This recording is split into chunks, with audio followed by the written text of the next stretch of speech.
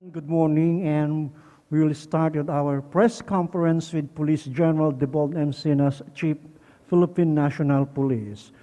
Please all rise for the invocation to be led by Police Captain Fulgencio Cañon of the PNP Chaplain Service.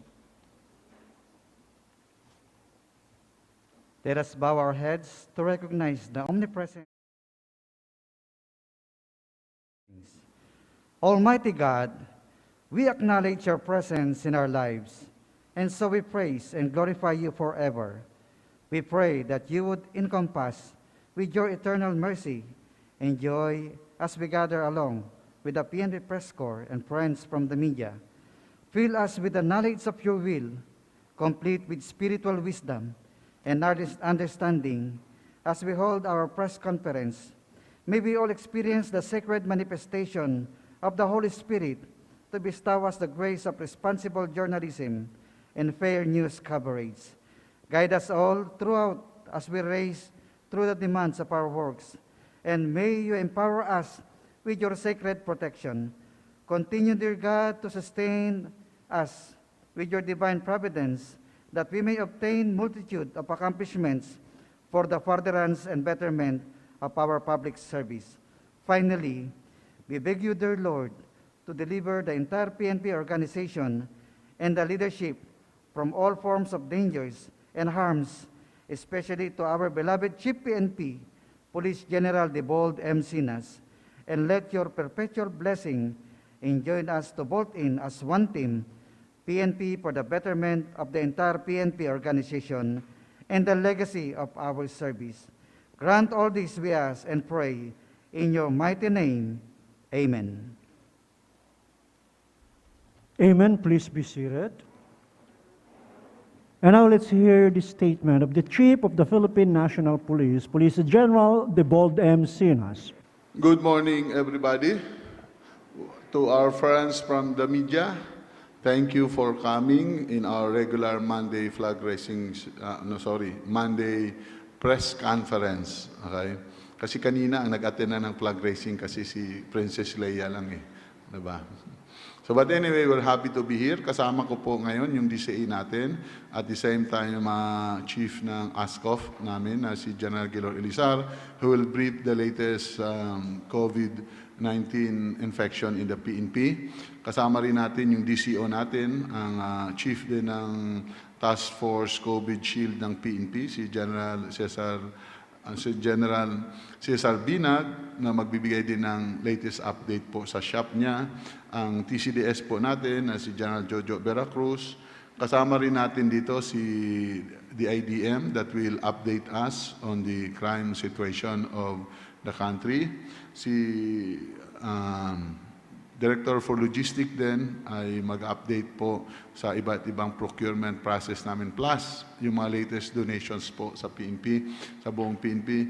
Nandito rin po ang TDPCR natin that he will brief us on the latest police community relations, and he will make initial presentation on our program on AKAP Kapatid in Pro 6, which will be briefed through Zoom by the Regional Director of Pro 6. No? Nandyan po siya.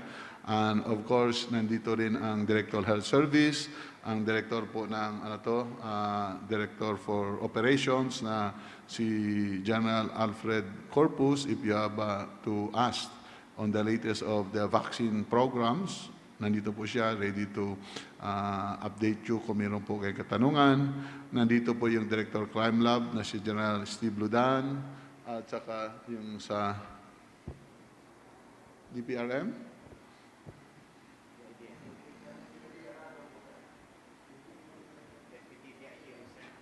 Deputy DIDMs. Okay. At as kaninang umaga po, one of our highlights in our program, first is we give awards to 2 of our personnel for their integrity. No? 2 pulis po namin na may nakitang pera.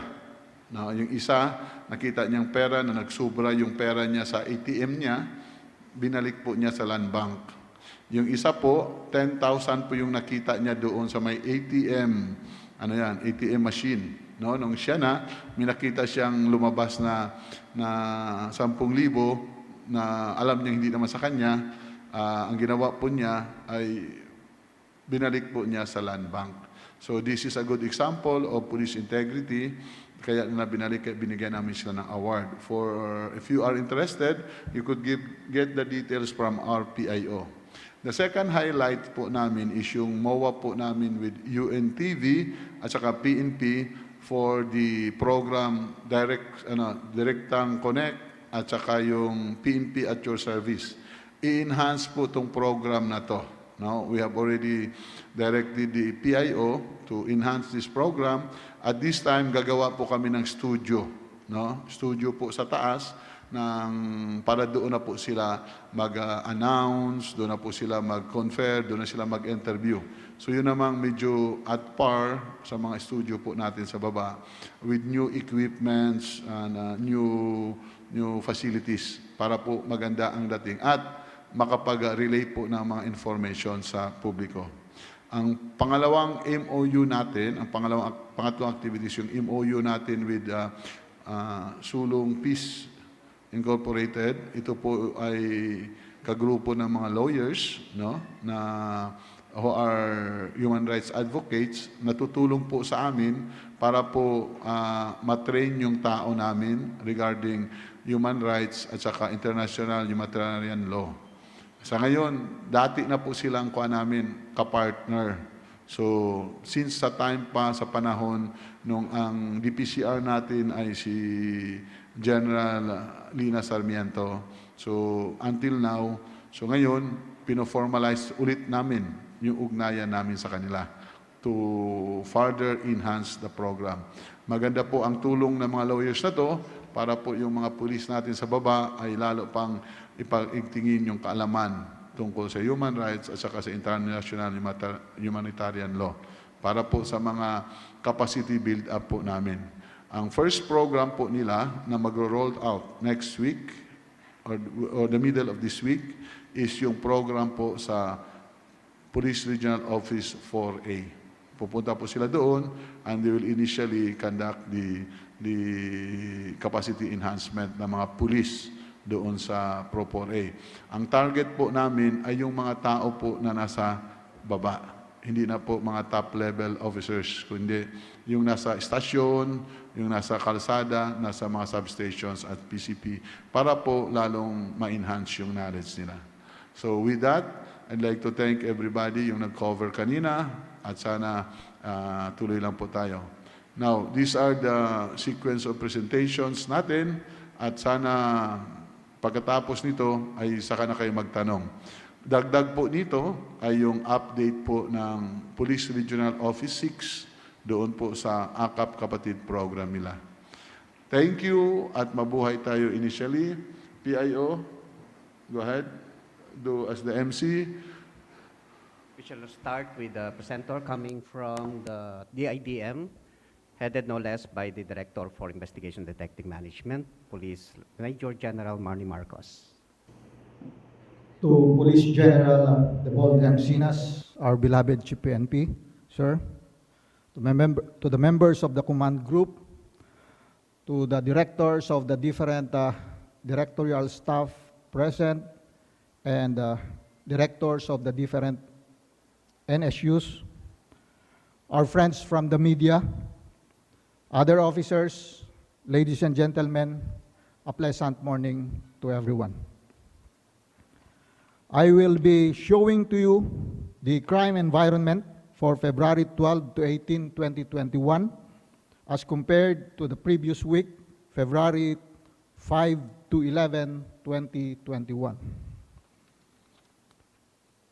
For the 2-week comparative period, from February 5 to 11, 2021, or the previous week, versus February 12 to 18, 2021, the current week, it can be observed that index crimes decreased by 120 incidents, or 19.2%, while non-index crimes decreased by 171 incidents, or 4.77%.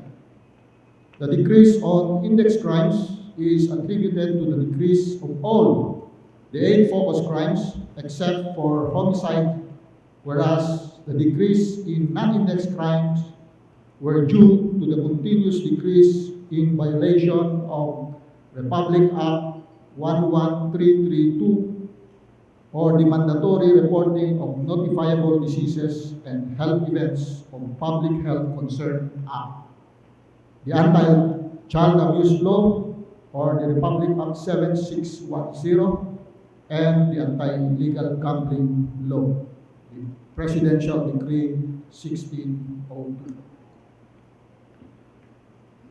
On the screen is the summary alongside its graphical representation of 8 focus crimes on February 5 to 11, 2021 versus February 12 to 18, 2021, in which majority of the 8 focus crimes went down except for homicide.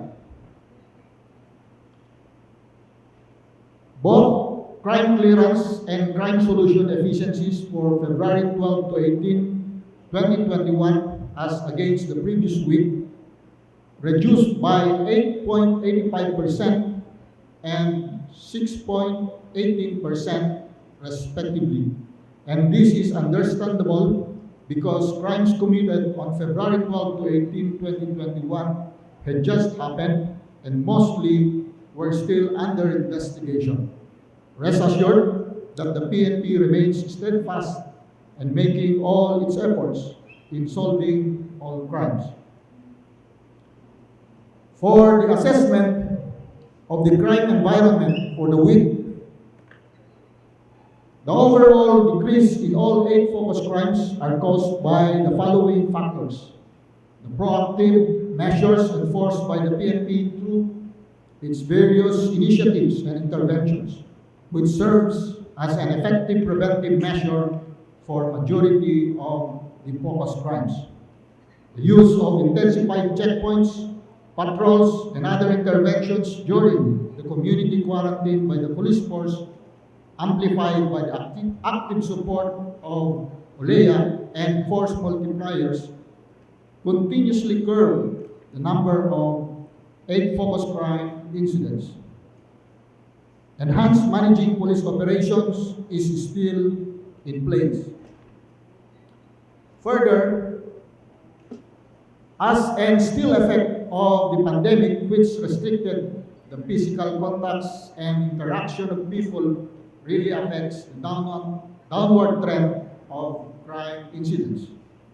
Based on the data generated from Sinas, there is an increase in homicide as against the previous week. The following region shows an increase in homicide incidents. Region 12 increased by 5 incidents or 250% from 2 to 7 incidents. Region 2 increased by 2 incidents from 0 to 2 incidents. Region 3, 8, and 9 increased by 1 incident each from 0 to 1 incident. Most of these homicide incidents were committed through shooting and stabbing in residential areas and along the streets, brought about by heated arguments and misunderstanding. Most of the suspects, or 90.48%, were not under influence of liquor at the time of commission. Decrease in crime clearance and crime solution efficiencies for the comparative week. There is an increase in both index and non-index crime incidents that are currently under investigation. Majority of the index crime incidents under investigation are murder, 67 out of 159 incidents, and robbery, 39 out of 159 incidents, and kidnapping on motorcycles, 19 out of 159 incidents under investigation. Most of these cases are non-index crimes that are to be filed in court. Republic Act 9165, 199 out of the total 521 incidents under investigation were under investigation. The PD 1602, 61 out of total 521 incidents are also under investigation. The Republic Act 11332, 45 out of total 471 incidents are also under investigation.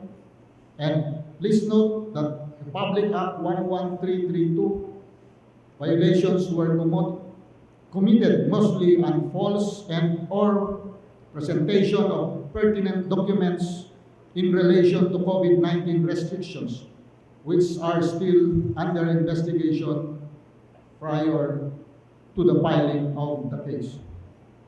This will improve as the week progresses with recent developments on the investigation of these incidents with the eventual filing of cases before the prosecutor's office. That ends my presentation. Thank you and God bless us all. Will be from the Directorate for Logistics. The presenter, of course, will be the Director, Police Major General Joselito Casimiro. Sir. Good morning to everyone. Good morning to our Chief PNP and to the command group and to the directorial staff present. The scope of my presentation will be as follows. I'd like to show you the status of our PPEs from the national headquarters and also down to the regional offices, the distribution of our ammunition as of February 19, 2021, the donations from the different organizations down to the regional offices, the status of our procurement on the body-worn camera system, the status of our procurement for 2018, 2019, 2020, and 2021, the procurement of equipment with the PSDBM and PITC, updates on infrastructure projects, updates on real estate, on our competency courses, and trainings on the interoperability of our radios with the AFP. On our PPE, next slide please. I'd like to show you the status of our personal protective equipment and the stocks that are available for first priority, second priority, and third priority. Next slide please. We'd like to show you how we monitor our PPEs on the days to last to give us the red flag when do we need to stock on gloves, surgical masks, and the surgical or gown, the protective suits that are being used by our RSSF in PICC, OCD, Ultra, PICC, MOA, and our hospitals. Next slide, please. This is the status of our frontline and back-end offices in the issuance of our PPE. We also do issue protective equipment and to our frontline and back-end offices. Next slide, please. Likewise, we issue PPE to our admin support to also protect them from the different offices. Next slide. And this is the issued PPE nationwide. So we augment the personal protective equipment of our frontline offices in the field with the first priority, second priority, and third priority. The first priority are individual equipment, the second priority are quick reaction team equipment, and the third priority are quarantine control point equipment. On the distribution of our ammunition, we had the successful procurement of the 1,091,556 link. These are for the F 556 that were issued and procured from Israel. Likewise, 1.5 million rounds of link also for our F 556. And we had a successful delivery and procurement of 1 million rounds of 7.62 SS-109. These are for our Negev 7.62. So we also have provided ammunition for the Dragunov sniper rifles that were donated by China and provided them with additional ammunition to be used by our frontline operators. On donations, from February 12 to 18, 2021, shown are the donations given by the different organizations to the frontline units like PROCOR and CRPO, Police Regional Office 11, Police Regional Office Cordillera, next slide please, to Police Regional Office 1, Health Service, Police Regional Office 7, we also have Police Regional Office 11, next slide please, to Police Regional Office again, Cordillera, Police Regional Office 3, Police Regional Office 11, to Police Regional Office Cordillera, to Police Regional Office 1, Police Regional Office 6, Health Service 11, and to the Directorate for Logistics, we just got 110 bicycles that were issued to Police Regional Office 6 to support the programs of our CPNP on National Task Force LCAG. And to PICAG G, that was received by the Directorate for Logistics, coming from Metrobank Foundation and GT Foundation. These are bags of blessing, about 400 of it, that were given to COVID infected patients natin ng mga PNP para to boost their morale. So for the week, we had a total of 2,710,128.16 pesos of donation coming from the different LGU, LGA, and organization. So to monetize it by region, for PRO1, they receive about 54,000 worth of donation. Police Regional Office 3, 77,000. For Police Regional Office 6, 27,000. For PRO7, 100,000. PRO11, 814,000. PROCOR, 37,000. And CRPO, 37,000. A total of 1,148,844. In the national headquarters, we receive about 825,000. This is the 110 bicycles. For health service, 136,000. For PICAG G, 600,000. Total of 1.561 million. So if we total it for the week, it's about 2.7 million. And we would like to give thanks and gratitude to donors. So shown are the pictures from the different, from PRO1, next, and PRO3, 6, to the Directorate for Logistics. Paki-rundown na lang.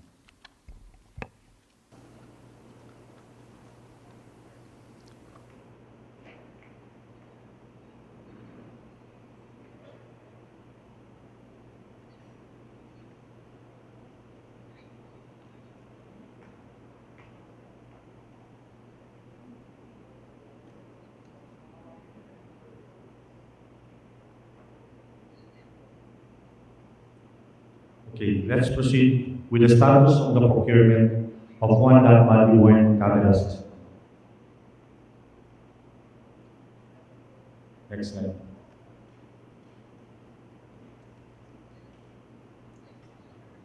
Shown is the contract details of one body-worn camera system.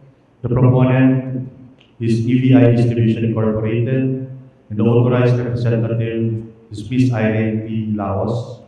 The source of fund is GAA 2018, and the agency budget, authorized budget for contract was 333,999,894.14. So the bidding winner, the contract price was 288,888,888 pesos. And the notice of award was given December 5 of 2019, and the notice to proceed was given December 23, 2019. The supply contract was signed December 18, 2019. And the purchase order was issued with 2019-12-53 with a schedule of requirement of 140 calendar days since the notice to proceed was issued. So the original due date for delivery was supposedly May 11, 2020. However, because of the pandemic, the delivery and the procurement was extended. However, the performance bond of the proponent is still valid until December 6, 2021. Next slide, please. As shown, the body-worn camera was under Congressional Initiative Allocation Fund of 2018. And the due delivery was supposedly May 11, 2020, but it was extended. The first extension was in July 10, 2020. Then the second delivery extension was on October 8, 2020. And the June delivery date was supposedly September 21, 2020. On February 12 to February 13, 2021, the body-worn camera system training in cooperation with the Directorate for Operation, who is the OPR for the training of the body-worn camera, was conducted to end users from Police Regional Office 1 to Police Regional Office Farm through online to determine its operability and capability by EVI Distributed Incorporated. And this week, the National Capital Regional Police Office users will also undergo the training in NCRP or CHIM during the availability of CPNP or its authorized representative. As of this time, the installation of the system is still ongoing. However, the 44 sites in the National Capital Region is already operational. On the status of the procurement for 2018, 2019, 2020, and 2021. For the status of the 2018 pending ongoing completion and installation of the projects, 2 items funded through Congressional Initiative allowances. One is the one-lot rapid deployable CCTV system. This is a camera that do have an artificial intelligence. The second is a one-lot CCTV system, and these are cameras installed within the ingress and egress of Metro Manila that can be seen in our PCC or the command center. The 2 items from GAA Fund, the body-worn camera, and the infrastructure projects for the Bao Occidental PPO, which are still ongoing. Next slide. On the CIA Fund, the NCIA recommended to grant the request of suspension of 53 days or until January 14, 2021 to complete the installation and review of our SLO on the contract monitoring office for the extension of these projects. Next slide, please. On our GAA Fund, the ongoing projects are still ongoing, and the delegated offices are on the process of completion. For the Debold Occidental project, it's still ongoing with 86% accomplishment. We are being challenged by the different natural calamities, like the earthquakes that continue to affect Davao Occidental. Likewise, on the body cams, the installation of the system in the different provinces and station that do not have fiber optics or connection by PLDT, or there are no signals for the SIM cards that would be used by the body cams.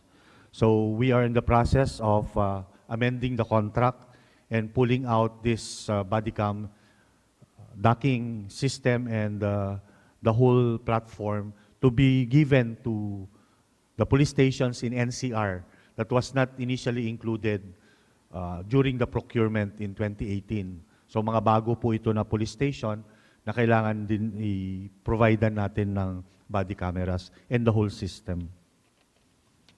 Next slide, please. So for 2019, there are 26 items which were delivered and one item still for delivery. That is the 28 units of 50 caliber machine gun. For 2019, there are also 2 items delivered, 3 items for delivery, 1 for termination of the contract, and 2 items reverted and realigned to the COVID fund. And additional items were procured.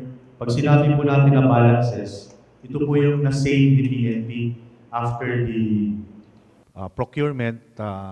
Nag-dive po yung mga contractors, mga providers, so may na-save po yung PNP. So, ni-utilize po natin yung pera for the second cycle. Kaya meron pong tinatawag na balances kasi na-save po yung pera natin. And sometimes, after the second cycle, may na-save ulit tayo, we push until the third cycle nung pera po. So additional items procured from the Congressional System allocation were 1 pickup and a 12-unit pickup 4x4 for Misamis Occidental, and 5 units LTV and 10 units patrol vehicle. Next slide, please. Next slide. Next slide, please. So, if you look at the procurement of our vehicles for 2019, for 2021, these are the vehicles that are going to be procured. So, we have the 4x4 patrol vehicle that issuance of award to Toyota Otis. The shuttle bus, we have done the early procurement last December, and the notice of award is given to Hino Balintawak. The personal carrier 4x4, the notice of award is going to be issued to Toyota Otis. The brand new van and the advanced life support ambulance will undergo the procurement management committee validation because there was a failure in the procurement. But the utility truck was awarded to likewise Hino Balintawak. Next slide, please. For the following items for our 2021, 4 items is for issuance of notice of award, 2 items, the failure of bidding for the marked vehicle, the brand new van, and the advanced life support ambulance. So we have to check on the specification and open it up for easier procurement. Ibig sabihin po nito, susundin na po namin yung manufacturer standard with the guidance of NAPOLCOM para ma-procure po natin yung pinakamagandang vehicle for our ambulance per DOH guidance. There are 4 items scheduled for pre-procurement, 3 items on final review of the CPNP, and 4 items delegated to health service, and 1 item to LSS. Next slide, please.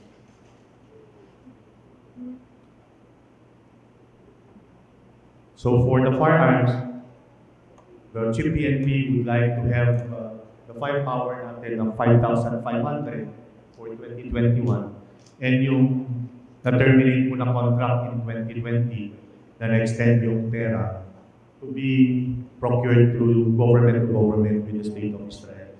Likewise, the basic assault rifle of 10,000 will also be procured through government to government with the State of Israel. For the radios, schedule of procurement, likewise the tactical vest and the automated night vision goggles. Next slide. So we also need to procure tablets, which is now undergoing the PMC, the Project Procurement Management Committee. We delegated the 4 RT-PCR system to health service, including the walk-through UV sterilizer, the hospital beds, and delegated to logistics support service, the collapsible tents. Next slide, please. On the procurement of equipment with PSDBM, so ito po mga pera na ito po yung dati pang mga money, pera na dinelegate sa PSDBM since 2016, 15, 14 until so ito na lang po yung naiiwan na pera.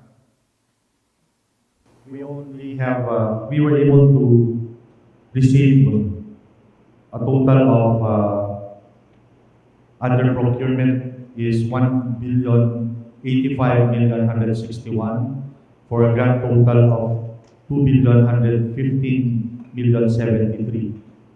We only have a balance now of 439,683 that is being procured by PSDBM. So ito po yung mga equipment.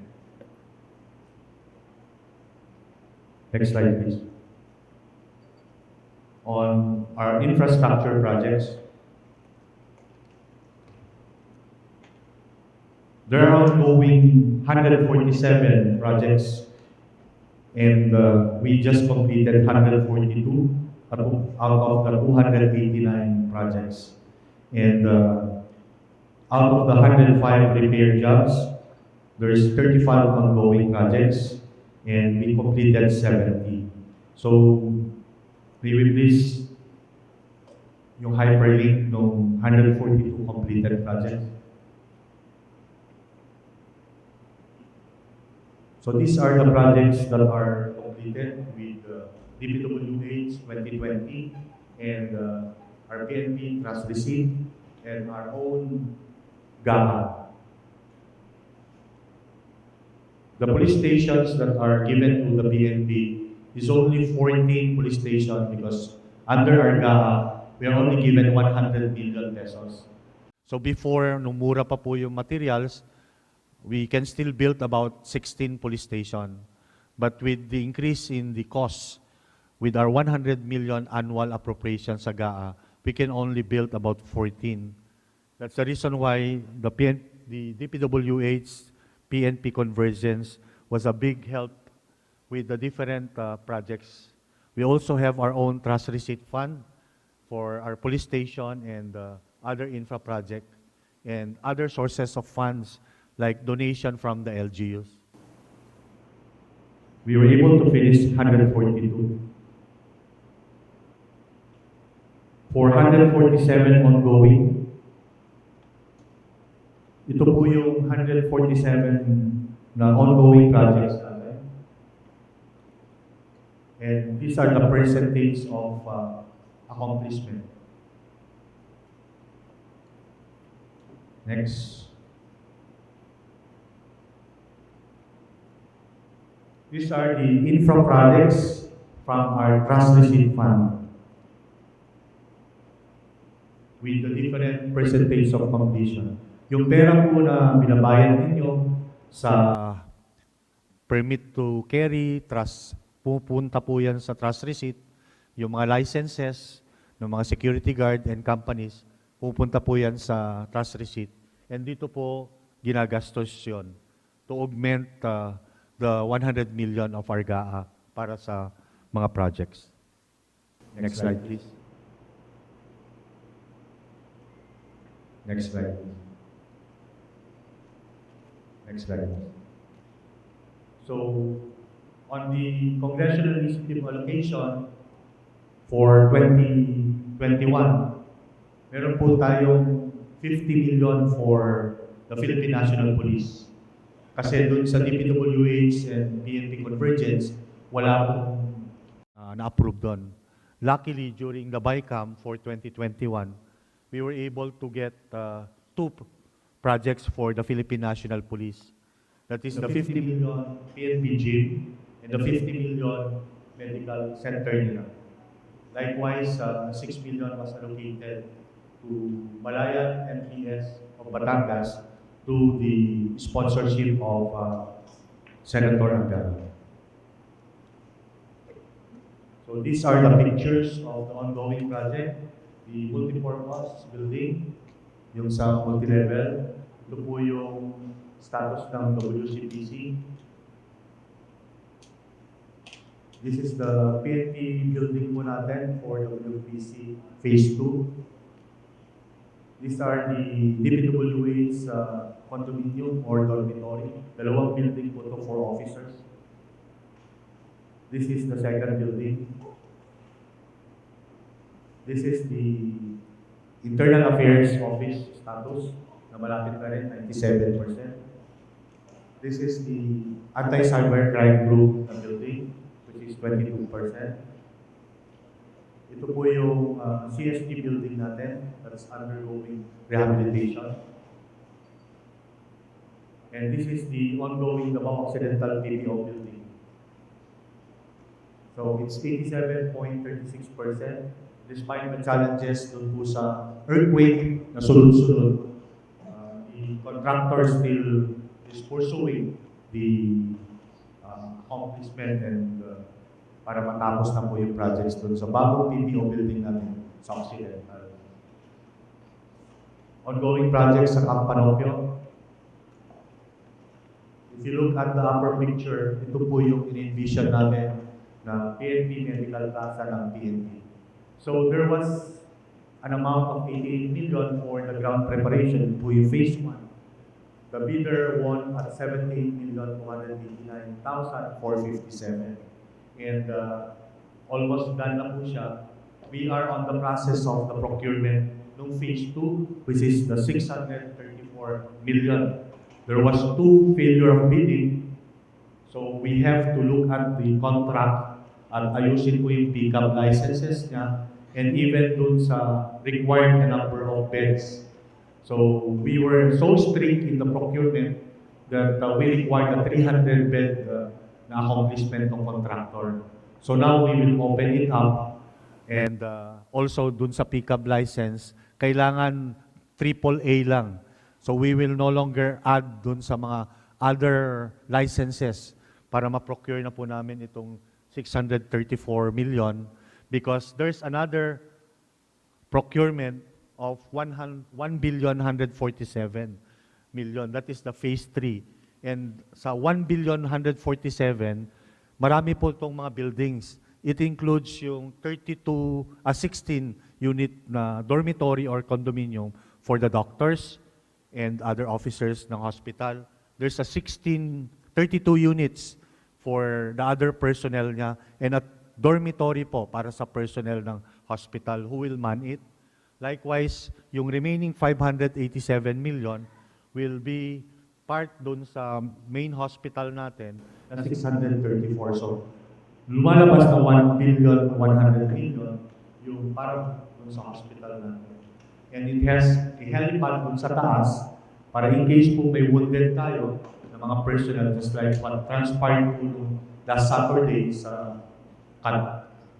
Samar, we were able to insert our choppers doon to extricate yung wounded po ng police and save the life of one soul. So from the extraction area, dinala po dito sa Manila and nabuhay po yung police natin. So in the future, diretso na po dito sa hospital natin yung wounded na police natin. So updates on the real estate. So ito po yung mga lupa ng PNP na 1,682. a total of 1,893 parcels of land, and only 490 are titled under the PNP, or a percentage of 79%. We are still on the process of titling the remaining 1,270. Next slide, please. So these are the lots. Next slide. On our logistic competency courses, for the first time last year, we did 4 courses for our officers. About 200 officers have undergone the logistic management course. So sabay-sabay po yun na tinanggap. And the basic logistic course para ma-professionalize po natin yung mga non-commissioned officers natin on the management of our equipment. So, next slide please. So we are also doing a joint training in the interoperability of our tactical radios with the Armed Forces of the Philippines. So we are also asking the Armed Forces if they can collocate with us yung repeater sites nila para sa mga repeaters ng MTR na radios natin. Excellent. So these are the radios po na issue. One Harris radio or Thales radio costs us about 1.1 million. Next. Next. So that ends my presentation and good day. Thank you, sir. To talk about the update on COVID-19 infections in the PNP, may we request our DCA Police Lieutenant General Guillermo Eliasar, sir. Thank you very much. Now we'll proceed with the updates on COVID-19 in the PNP organization. Can we have my presentation? This is as of yesterday at 6 p.m. Let's proceed to the first slide. Right now, we have a total of 11,054 confirmed cases. The new addition was 39 reported yesterday with 17 new recoveries. So the active cases na ngayon is 444. And the recoveries is 10,579. And the number of those who died remain to be 31. Hopefully, hindi na po ito madalagdagan. Next slide. So aside from that 11,054, we are monitoring additional 355 for possible suspect and probable cases, totaling to 11,409. Next slide. So for our update as of yesterday, the 39 cases of the new cases, none from the NSQ, 5 from NSU, and 34 from the PROs. The active cases is distributed as shown in the screen. Next slide. For the NSQ, there's no new cases, but for active cases, it is 18, with the following units as indicated: 3 for ES, 2 for DPRM, 1 for DI, 2 for DL, 1 for DPL, 1 for DC, and 8 for DIDM. Next slide. For NSUs, the 5 cases are distributed as 1 for Crime Lab, 1 for ABSI Group, 1 for SAP, 1 for PSPG, and 1 for Training Service. And for the PROs, next slide, the 34 cases are distributed as shown. 13 for NCRPO, 1 for PRO2, 1 for PRO6, 1 for PRO10, 6 for PRO11, 3 for PRO12, 1 for Cordillera, and for BAR, 8 cases with 324 active cases. And the disposition of 444 active cases are as follows: 11 are in hospitals, while 433 are in PNP isolation facilities. Next slide. So, of all these 11,054 cases, 95.7 cases have recovered already. 4% are still on active case, while 0.3% have died. Next slide. So, out of the 219,130 PNP active personnel, you can see from here that the confirmed cases for NSQ is 414 or 12.2 cases. For NSU, 7.8, while PRO, 4.4. That's for the total of 5% for the whole PNP, as shown in this bar graph. Next slide. For NSQ,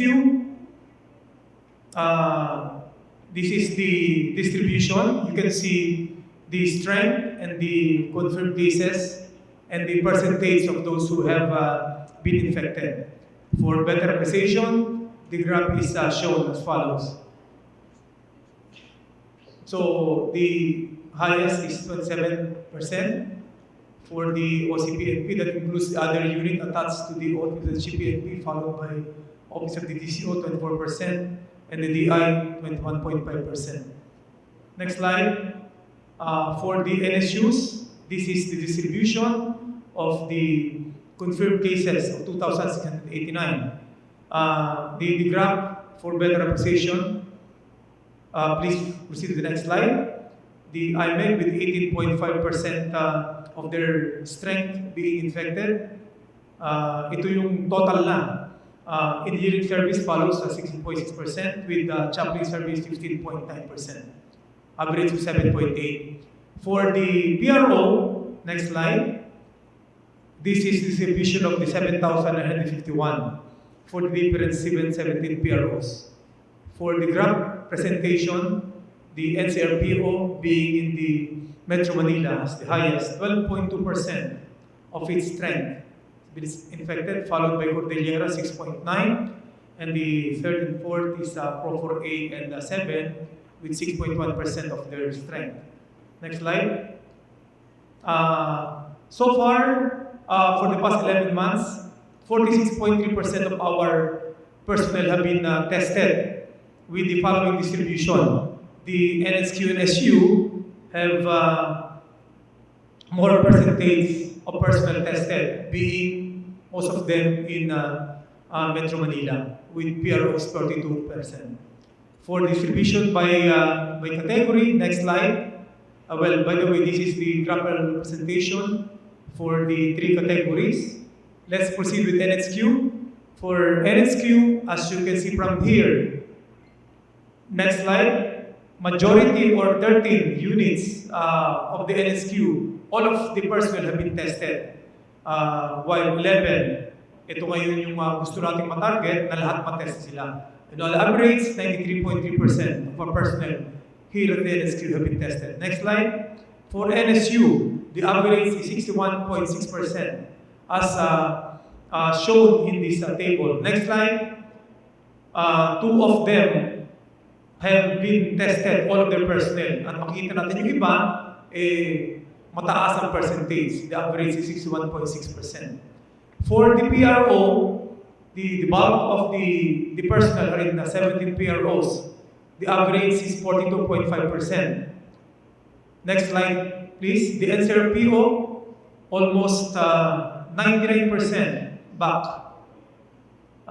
For NCRPO, 98.9% of the personnel have been tested, followed by Pro 4A, 89.8%, and the third is PROT. Yung other regions ay naghahabol in as per this instruction of our PNP for them to coordinate with their LGUs and government agencies para magkaroon silang slot, and with our molecular laboratories in Cebu for Visayas and Davao and Mindanao, we're hoping na madalagdag pa yun, madalagdag pa ito.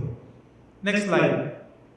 Now for the number of, since we are focusing our testing here in Metro Manila, being the epicenter, inakaon po natin itong lahat na nakasign sa Metro Manila, 39,604. And so far, 95.4% of them have been tested. Next slide. Distribution of which are as follows. For NCRPO, almost 99%.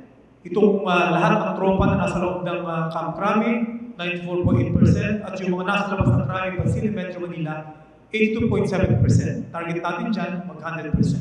Next slide.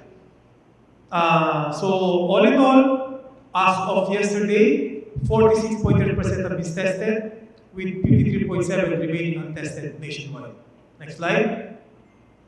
Ito naman po yung total na test na nakandak natin, 142,374 nationwide. As you all know, there are some personnel who have been tested more than once. Next slide.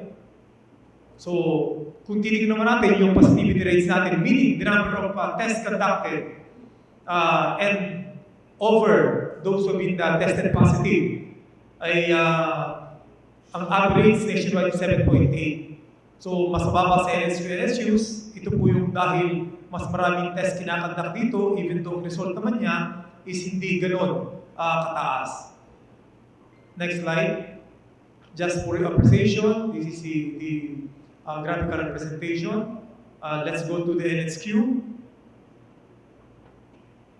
Next slide. For NSQ, the highest positivity rate based on those data is Daipo, Southern Luzon, followed by DI or the ACTM, and then DI. Let's go to NSU. These are the number of tests conducted and confirmed cases. Next slide. For NSU, the highest positivity rate is Special Action Force, followed by IMEG, and then PNTI for the organic personnel. Next slide. And for PRO, next slide, the highest on positivity rate is PRO 11, 19.6, followed by PRO 7, 17.4, and the third one is PRO 8, 16.5. Next slide. Now, let us see the trend. Itong trend natin ngayon, ito yung sinasabi ko last time na weekly, monitor natin yung trend nila.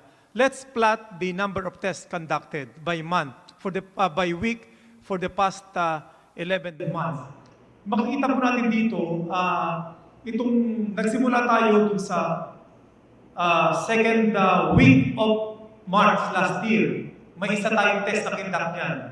And then, as you see here, sa November, with the guidance of our CPNP, nagkaroon tayo ng aggressive testing. At nakita natin dito, yung pagtaas na ating mga test, the highest is more than 12,000 on the third week of January. Now, let's plot the result, the positive result of this test conducted. Next slide. Okay, yung green, yung red naman po yan naman yung result na nag-positive based on the test conducted, number of tests conducted. So, dun sa March, first week of March natin, yan po, isa yung tinest natin doon. Unfortunately, positive yun. Kaya ang positive rate natin, please, next slide or next line graph. Makita po natin dyan yung blue, yan na ngayon yung positivity rate natin.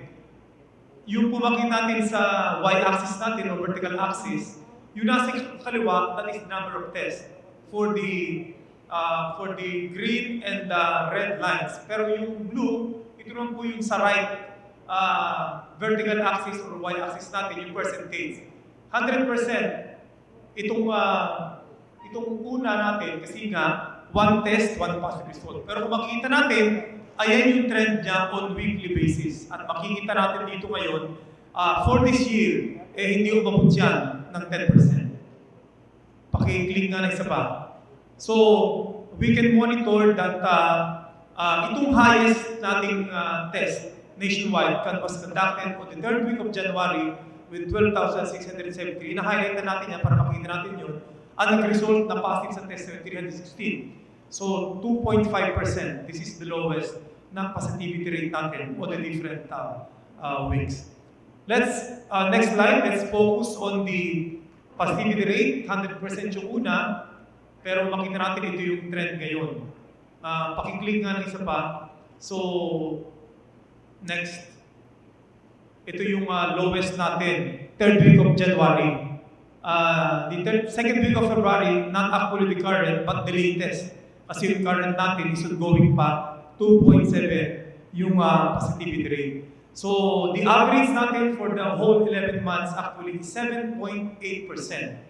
And nakikita natin, it's improving. For the next updates, maybe we can present it to you by category or even by unit for better appreciation. Next slide.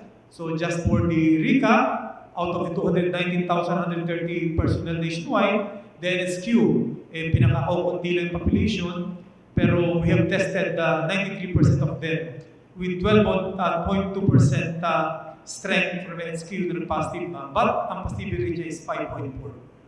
Having more tests. For NSU, 16% of the population, 61.5% ang na-test na sa kanilang population, 7.8% naman ang confirmed cases with 6.9 positivity. And for the bulk of our strength, 83% in PROs, we have tested 42.5% of them with 0.4% strength infected, positivity 8.3%. So all in all, to recap, we have tested 46.3% of our personnel, resulting in the 5% of our personnel confirmed positive. The average positivity rate is 7.8. So by the way, I would just like to give you an update with the survey that we are conducting. So as of this moment, 11/17, ito yung out of the 219,130 personnel, ito po yung hesitant pa magpabakuna. 65,434, which is 29.86%. So meaning, na-reach na po namin yung 70% na gusto magpabakuna. At kung ibabawas natin yun, sa total na personnel natin, we have 153,696 na willing na magpabakuna, which is 70.14% already. 2 weeks ago, when this survey was conducted, 49% of our personnel were hesitant to be vaccinated.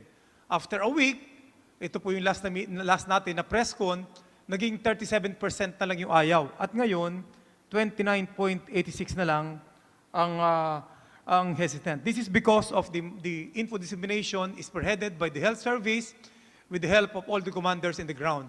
Kanina minomonitor natin, mura alas 10, tinitingnan ko yung update. Talagang merong 50, 100 dadagdag and tuloy-tuloy. And we're hoping na based on this voluntary basis coming from the personnel, ito po na-reach natin yung more than or at least 70% of our strength willing to be vaccinated. And as we go on, sana po madagdagan pa ito. That is all for my update. Thank you very much. Thank you, sir. To complement the presentation of our DCA, we have also our DCO to have a presentation insofar as the Joint Task Force Shield is concerned. Sir? Thank you, Brandy. To our CPNP and to the members of the media, good morning. I'll be presenting the weekly updates of the JTF CB Shield covering February 13 to 19. Next slide, please. The following will be covered by my presentation as shown. Next. This was presented by TDCA a while ago, so I will not be discussing this. Next. As far as the JTF deployment is concerned, we continue to deploy our personnel to the different QCPs, DCPs nationwide. On a day-to-day basis, we track the number of control points and the number of personnel that we are deploying, as shown. Next. On the deployment to the different airports, seaports, QRTs, CBRNEs, and our RSSF. We continue to provide this regional standby force just in case. And for overall total number of personnel committed to enforce the different quarantine protocols and minimum health standards, we have 89,442. Let me also highlight, while we are doing this, we are now back to our regular police function, given the opening up of our socio-economic activities. Now, for the deployment of our counterparts from the AFP, PNP, Coast Guard, as shown, for a total of 59,602. Next slide. For the enforcement of quarantine protocols and minimum health standards, for the different island groups, we have actually tallied this. For the disobedience and curfew violators, we have a total of 787,895. No? Around 40% accounts for the issuance of ticket and later on penalized or fined, no? For a total of 356,174. Next. Now for hoarding, profiteering, manipulation of prices, and PUBs apprehended from March 17, 2020 to February 19, 2021. We have a total of 19,248 for number of PUBs apprehended and 1,020 for hoarding, profiteering, and manipulation of prices. Next. Next. Now for the violation, pakibalik lang please. Back. Violations on minimum health standard protocols and accomplishment, covering the following particulars: not wearing a face shield, not wearing a face mask, violation of on mass gathering, etc. We have a total of 120,681. Again, kung mapapansin nyo, ang pinakamarami dyan na warningan sila, followed by fined, then arrested. Next slide, please.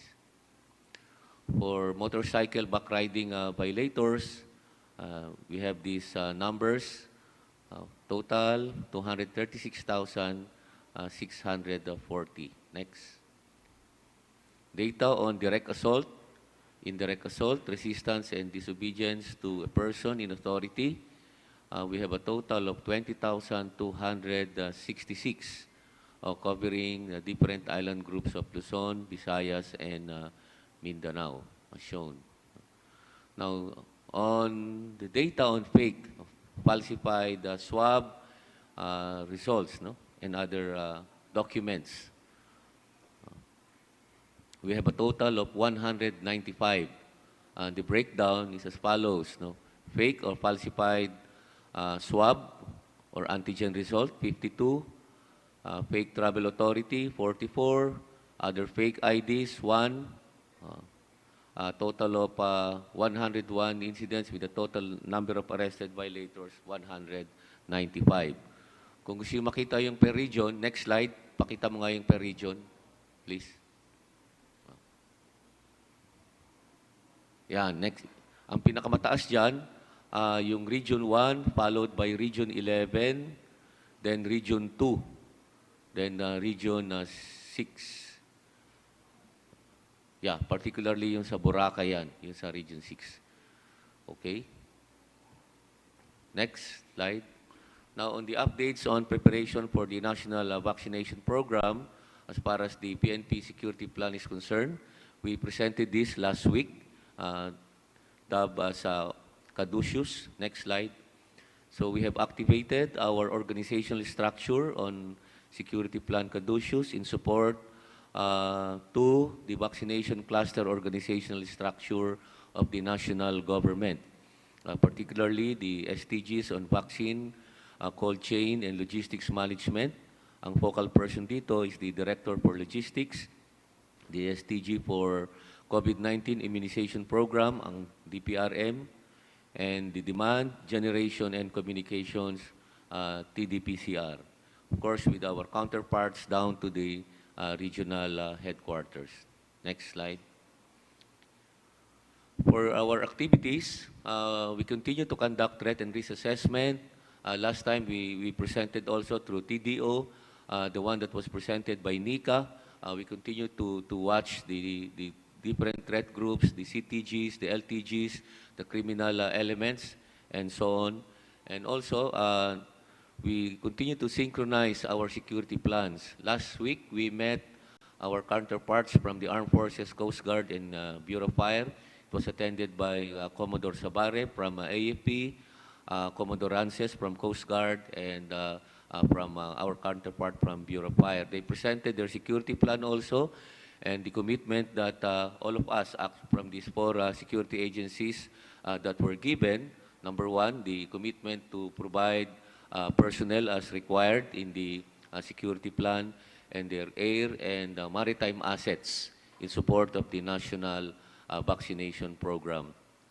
For the PNP, we continue to set up our radio communication at the National Vaccination Operation Center sa Armed Forces of the Philippines sa Camp Aguinaldo.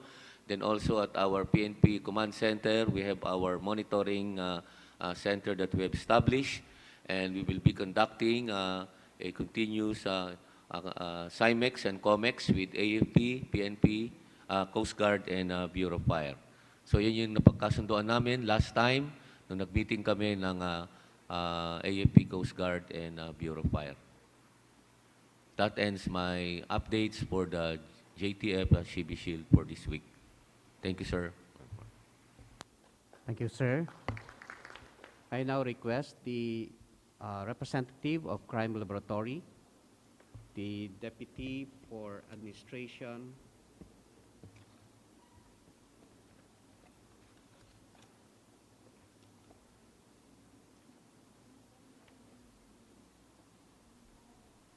Police Colonel Eustaquio, to present an update insofar as the random drug testing for PNP personnel. Ma'am.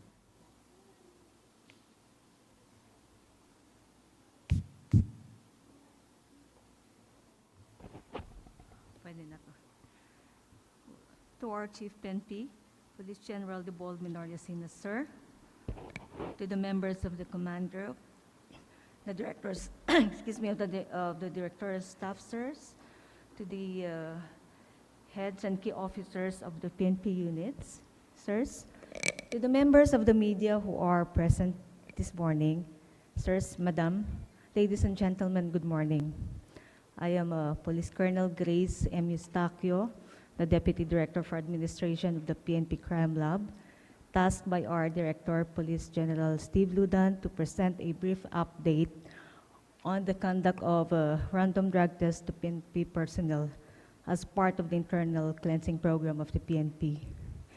This is a nationwide activity and in keeping with the intensified drug testing as directed by our dear Chief PNP. Slide, please.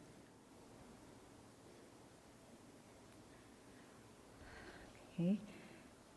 Shown is the, immediately shown is the number of personnel who tested positive, covering the period January 1 to February 2021. As shown, we can see that there were 2 from the national headquarters, 3 from NCRPO, 2 from Pro 3, 4 from Pro 4A, 1 from Pro 6, 1 from Pro 10, and 1 from Pro 13, and finally 4 from Pro Bar, totaling 18. Actually, this comprises only about 0.009% of the total number of personnel subjected to drug tests during the same period. Unfortunately, it's not reflected there. There were 80,507 police personnel who were subjected to urine collection and were tested for drug use.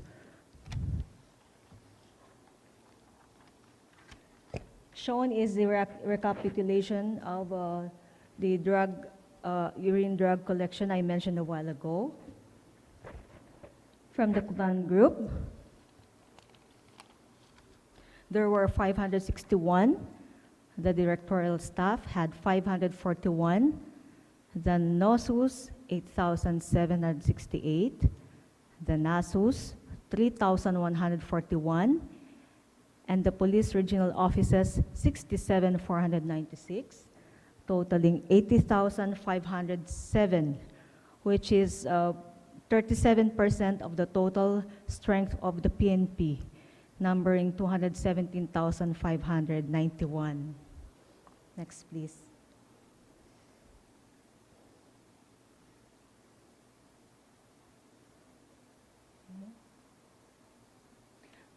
Okay. Out of the 18 who were positive, 17 are police officers and 1 non-uniformed personnel. Next, please.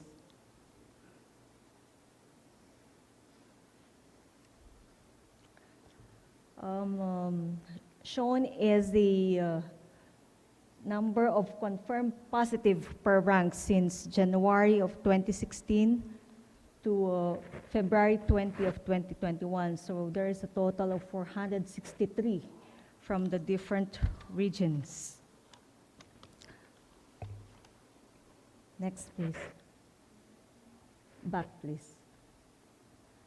Following are the details of the personnel, PNP personnel who were found positive from January to February 2021. As you can see, as mentioned earlier, 2 came from the national headquarters, specifically HPG and CSG, 3 from NCRPO, wherein 1 came from SPD and 2 EPD. 2 from Pro 3, 4 from Pro 4A, 2 from and 4 from BAR, and 1 each. Next slide, please. And 1 each from Pro 6, 10, and 13. These personnel are now undergoing pre-charge investigation by the different police regional offices. This is the end of my presentation. Thank you, sirs, ma'ams.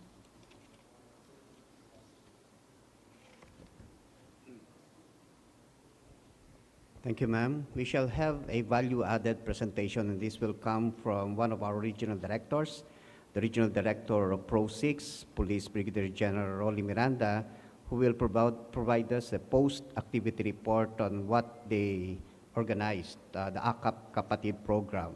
It has something to do with providing services to those who already surrendered to the fold of the law. Good morning, sirs, and good morning to our friends from the media. I would like to present to you what had transpired during the 7 days activity that we had here in Pro 6, the AKAP Kapatid program. Please watch the video, the ABP presentation.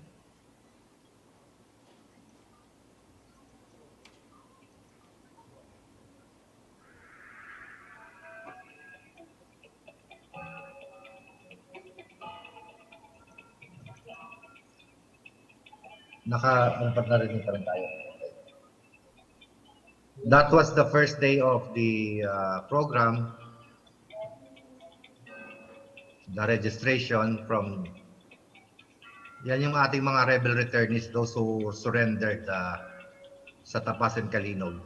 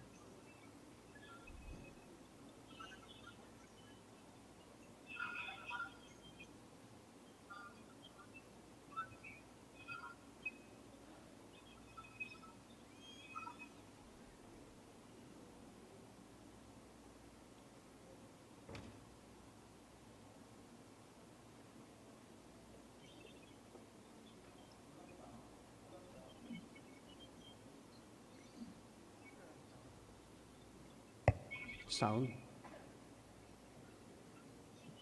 Rolly, walang sound. Walang sound, sir, yung presentation. Yes. You could just narrate kung ano yung mga... Okay, sir. Sige, sir. Ipa-check ko yun sa IT kung may sound. Tingnan mo yung sound niya. Yan, sir, yung mga activities na ginawa natin, day 1 to day 7. Yan, meron silang ginagawang team building at nagre-lecture ang DSWD kung ano ang role na ginagampanan ng bawat isa sa ako at ang pamilya ko, ako at ang community ko, at ang ginagampanan ng rebel returnee sa buong community. Nag-lecture din tayo sa infodemics, may mga lecturers din tayo na galing sa iba't ibang ahensya, sir. Yes, sir, during that time is yung nagle-lecture regarding sa atin sa criminal justice system kay Losimer Gonzales.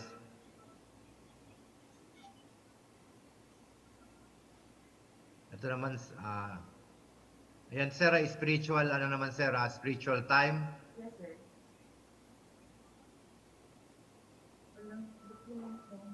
Nawala yung active sounds niya. Tingnan mo yung sound. So ito, sir, yung opening program natin na kung saan nag-register yung ating mga rebel returnees at kinuha natin yung kanilang identity at hinati-hati natin sila sa iba't ibang grupo. Bawat grupo, sir, ay may facilitator na mag-a-assist sa kanila para dun sa ating day-to-day program. On the first day, nagbigay kami ng hygiene kit. Ayan, sir, yung hygiene kit after ng kanilang swab test, binigyan natin sila ng hygiene kit, lahat. At yung mga speakers natin, ang first 3 days natin, sir, ay DSWD ang nag-handle. Diyan, sir, ay nag-lecture ang DSWD ng kanilang role sa bawat community. Ayan, sir, si Ka Eric Celis nag-lecture regarding sa ating LCAP at kanyang experience nung siya pa ay aktibo sa CPNPA.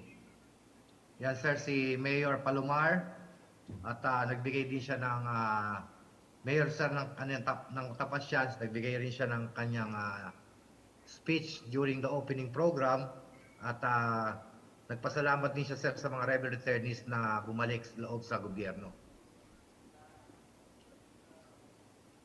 And sir, meron tayong kanya-kanyang small group discussion sa bawat facilitators natin.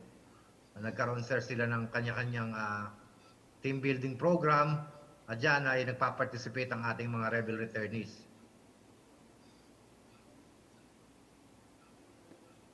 Yan, sir, yung ating lecture sa ating infodemics, sa ating healthcare na pinrovide, sir, ng ating mga speakers bureau na tinuruan ng ating DPCR.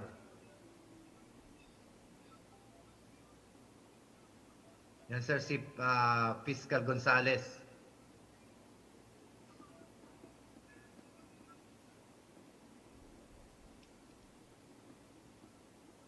Yung unang araw, sir, medyo matamlay pa yung mga participant natin, but as they go along, ay nagpa-participate na talaga sila. Nakita na nila yung importansya ng ginagawa nating Akap Kapatid program.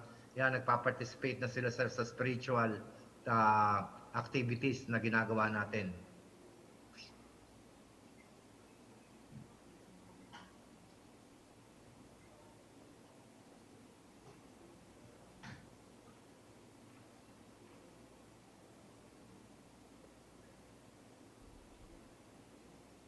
Yan, sir, ay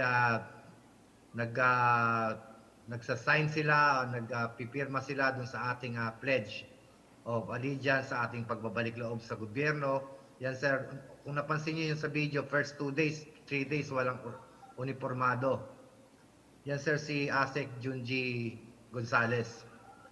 Yan, sir, yung medical mission, yung ating service caravan na ginanap.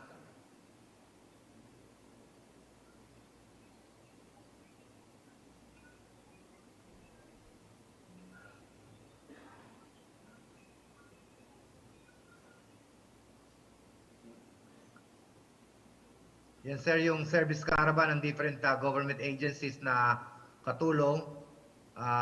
Thank you very much kay DPCR. Dumating siya dyan, sir. Andyan sir yung lahat ng government agencies involved at ang kanilang serbisyong binigay. Ang nag-medical mission po ang PNP. Salamat po sa ating Visayas advisor si Sir Dino. Meron din tayong banda na nag-entertain sa kanila habang nagkakaroon ng service caravan. Yes. Yan sir, yung mga ukay-ukay na mga damit na tuwa-tuwa sila dahil marami silang iuwing damit sa kanilang pamilya. Yan yung pinadala ni CPNP sir dito na ating pinamigay sa mga rebel returnees.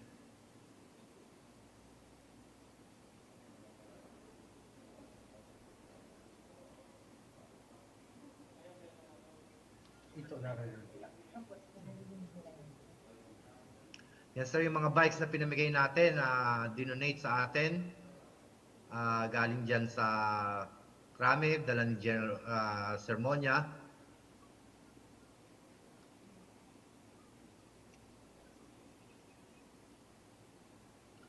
Ito na sir yung last day and culmination ng activities.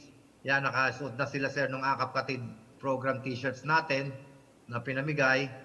At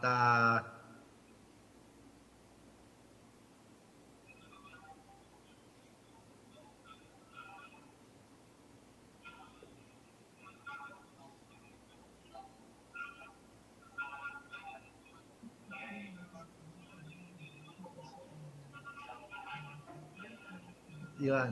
DSWD sir, nagbigay din ng DSWD ng food pack. Yan sir, si Asek Gonzalez, namigay siya ng cash assistance sa ating mga rebel returnees.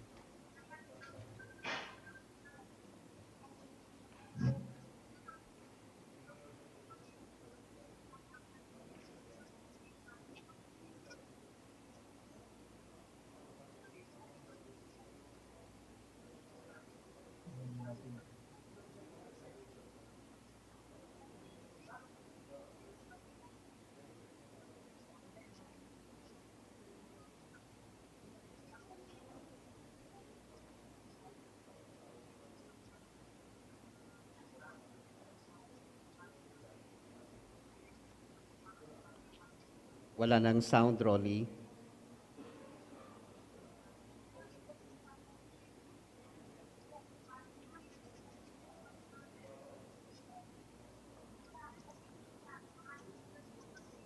Rolly, no sound.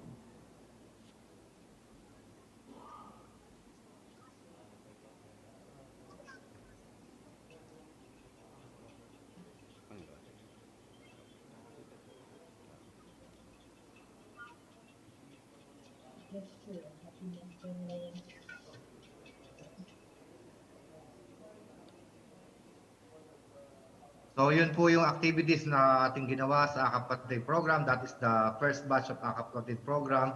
Meron pa po tayong second and third batch na ilulunsad dito sa Pro 6 dahil po 300 plus po ang ating rebel returnees. At gagawin po natin ang second and third batch ngayon pong Marso. At para ipalaganap po natin dito sa buong Pro 6 na ang gobyerno ay talagang aakapin ng ating mga rebel returnees at rebel surrenderies para tulungan silang magbalik loob sa gobyerno. Okay, so thank you so much. Our Regional Director of Pro 6, Police Brigadier General Rolly Miranda. Magandang umaga sa iyo. We shall now proceed. Good morning, sir. Thank you very much, Brandy. the last presentation conducted by RD, ito po yung joint venture natin sa AEP, PNP, local government officials, the local agencies ng DSWD, PRO6, TESDA, di ba? Yung Office of the Presidential Advisor for Visayas, kay Secretary Mike Dino, and PCSO. Doon po, no? Including yung NGO natin, kaibigan natin yung nag-donate po ng bike, mountain bike po, ay isang kaibigan natin, hindi ko lang banggitin yung pangalan niya, but this is just the first part of the program. There will be another second activity up to third. Because as the background, there were 320 rebel returnees certified jointly by the APPNP as party organizers in the barangay and the municipalities. So, nasegregate po sila, hindi po sila mga masa, o hindi talaga mga organizers, mga militia, mga armed militia, at saka armado. They surrendered to the PNP and AAP. So, at one time, 320 of them. So, napag-usapan, together with local government, na dapat merong integration program, merong stress debriefing, and media radicalization, and dental and medical program. This is a 6-day program para po sa kanila. So hopefully, natulungan po natin sila at kung nabigyan po natin sila ng karagdagang tulong para po pangkabuhayan. So that's all. So we are ready to answer any inquiry and questions from our friends from the media. Go ahead, Brandy. Thank you, sir. Our first question will come from Mr. Aaron Recuenco of Manila Bulletin, sir.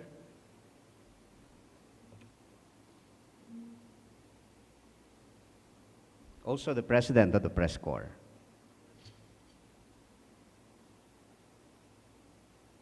Hello, hello.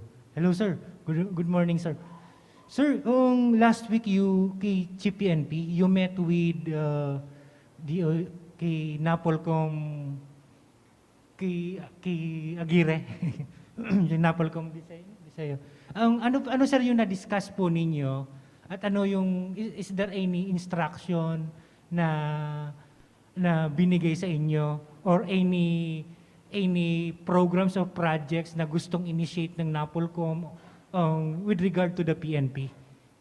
Last week, yung ibig sabihin mag-in-bank meeting Yung in-bank namin. meeting, sir. So we have a in-bank meeting with the Napolcom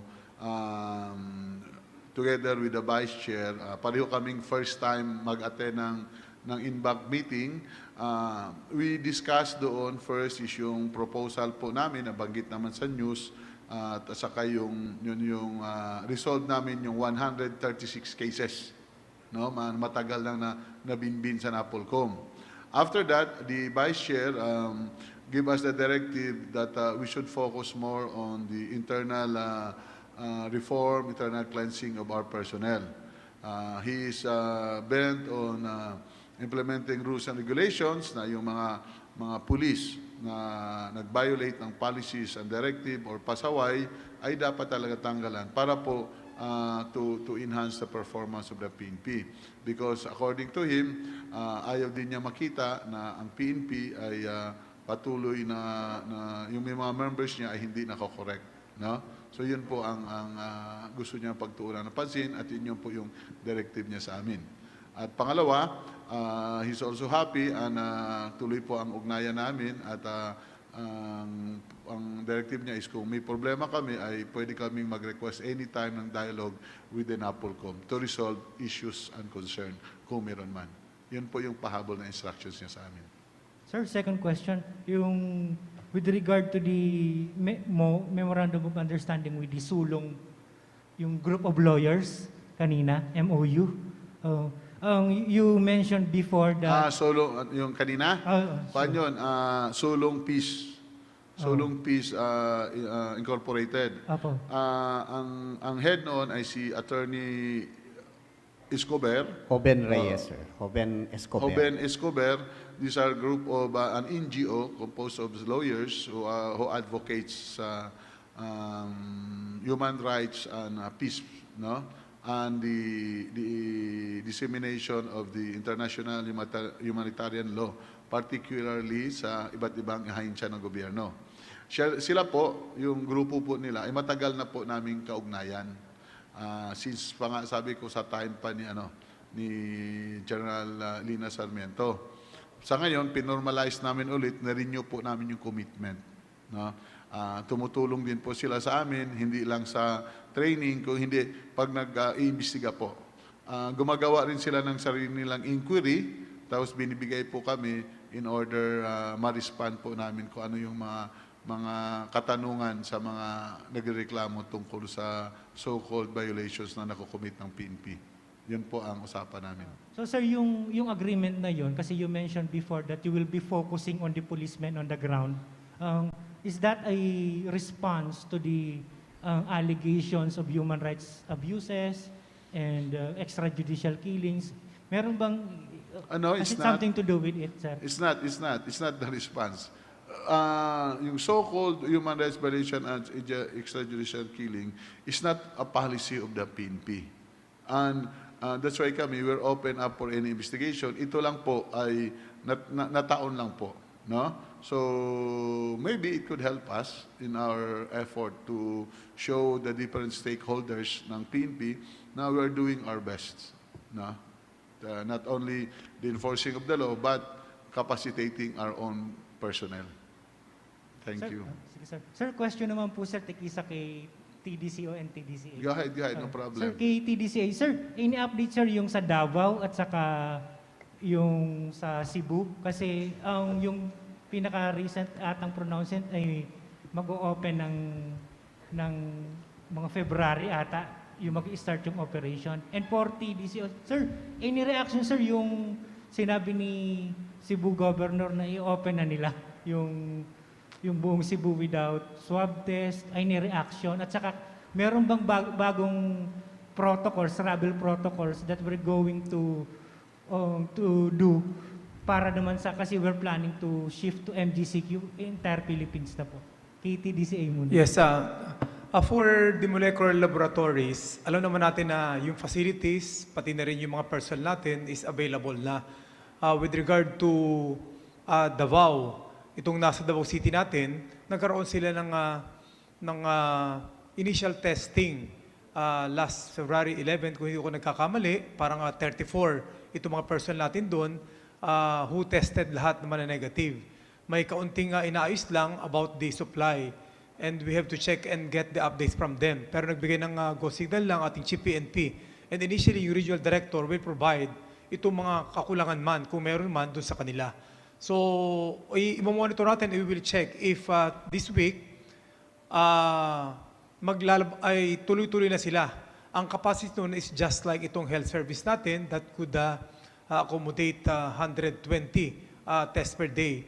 Doon naman sa Cebu, iniintay lang itong pagkumpleto nitong mga license for our personnel. So, we are hoping na itong linggong ito and bago matapos itong buwan, mag-operate na itong ating mga molecular laboratories, particularly yung sa Davao na nakapag-simula na pero hindi pa lang regular yung kanilang operation. Thank you. Kung meron man tayong update doon, we will check on PRO 11 and PRO 7 and anytime today, we'll just give you updates. Thank you. All right, next is Mr. Mar Gabriel. Dali. From, sorry, sir. Yeah. Aaron, basically sa law enforcement kasi, kung ano yung sabihin ng health experts, yun ang sinusunod natin. So, tapos pangalawa, yung omnibus guideline ng IATF, yung ating mga LGUs, empowered sila to implement reasonable regulation. So kung, I suppose yung ginagawa ng ating LGUs, talagang well-informed o advised by health experts. So, at in-approve ng regional IATF. Yun naman yung protocol. Tapos kami naman, kung ano yung napagkasunduan doon, i-implement namin yun. Okay? Thank you, sir. Thank you, sir. Mr. Mar Gabriel from Net25, sir. Sir, good morning po kay Chief.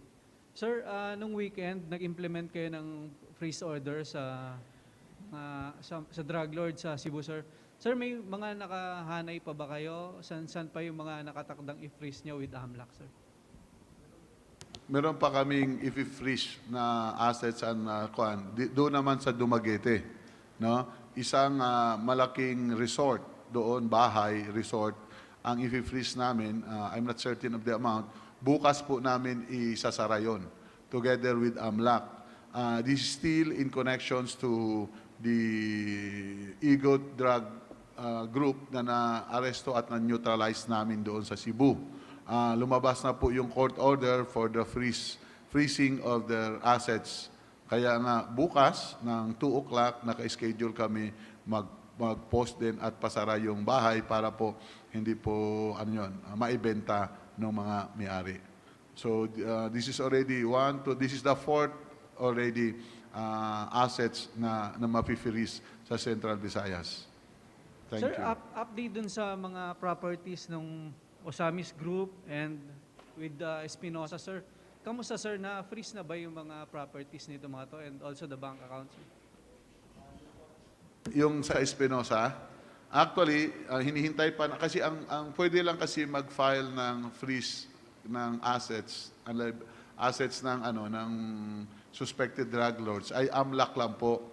So, ang kailangan kasi mag-file muna kami ng kaso, tapos di AMLAC, pag makita nila na may reasonable ground, they file a separate case for the freezing of assets of the suspected drug lords. Then, pagka na-implement na, kami ay kasabay po doon sa kanila sa kuan. Para ni-request ng AMLAC na yung mga bahay, yung mga ari-arian nila na freeze ay babantayan ng pulis. Yun lang po yung kuan namin. Hindi po kami nagpa-file noon sa court, ang AMLAC po. Ang basis po ng AMLAC is yung mga cases na pinail din namin sa court. Ang tawag noon is predicate cases before they could file the freezing of the assets of the suspected drug lords. Salamat, sir. Thank you. Thank you, sir. Next is Ma'am Leia Ilagan of UNTV, ma'am.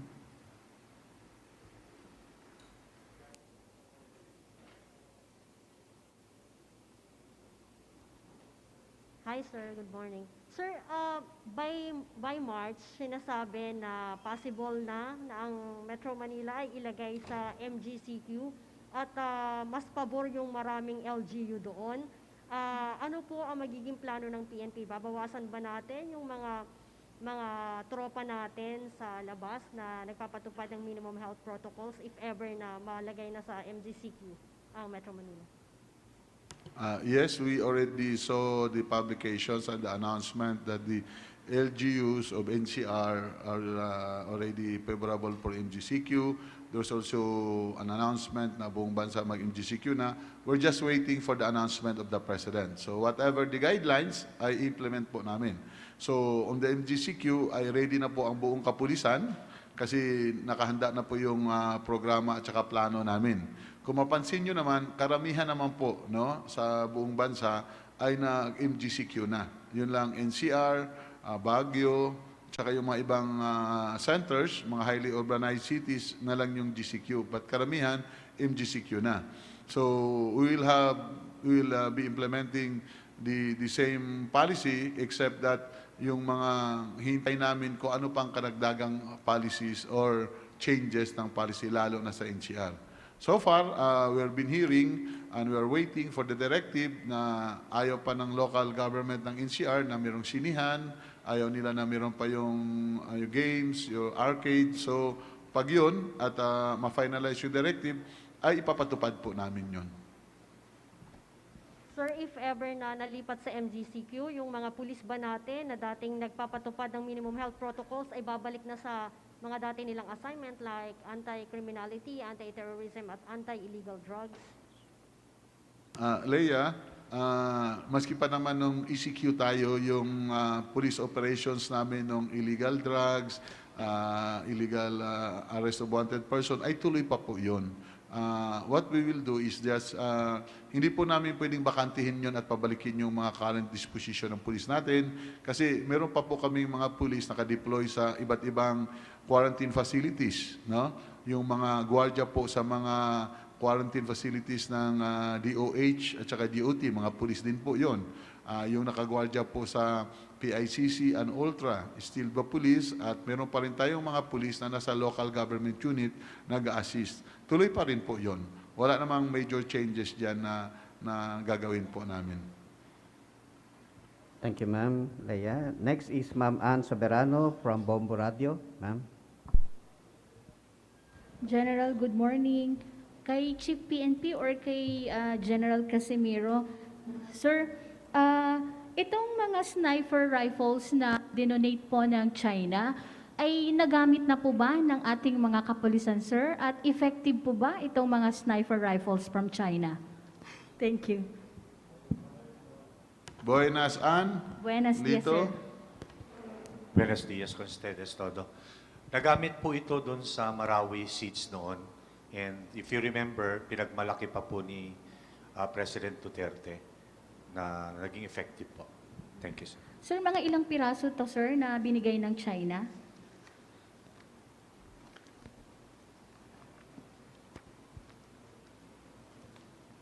$70 units. 70 units, walang defective nito, sir. Lahat po gumagana. Functional. Okay. Sir, doon naman, sir, sa mga basic assault rifles na ipo-procure natin from Israel, saan na po tayo ngayon, sir, sa procurement stage ng mga basic assault rifle natin?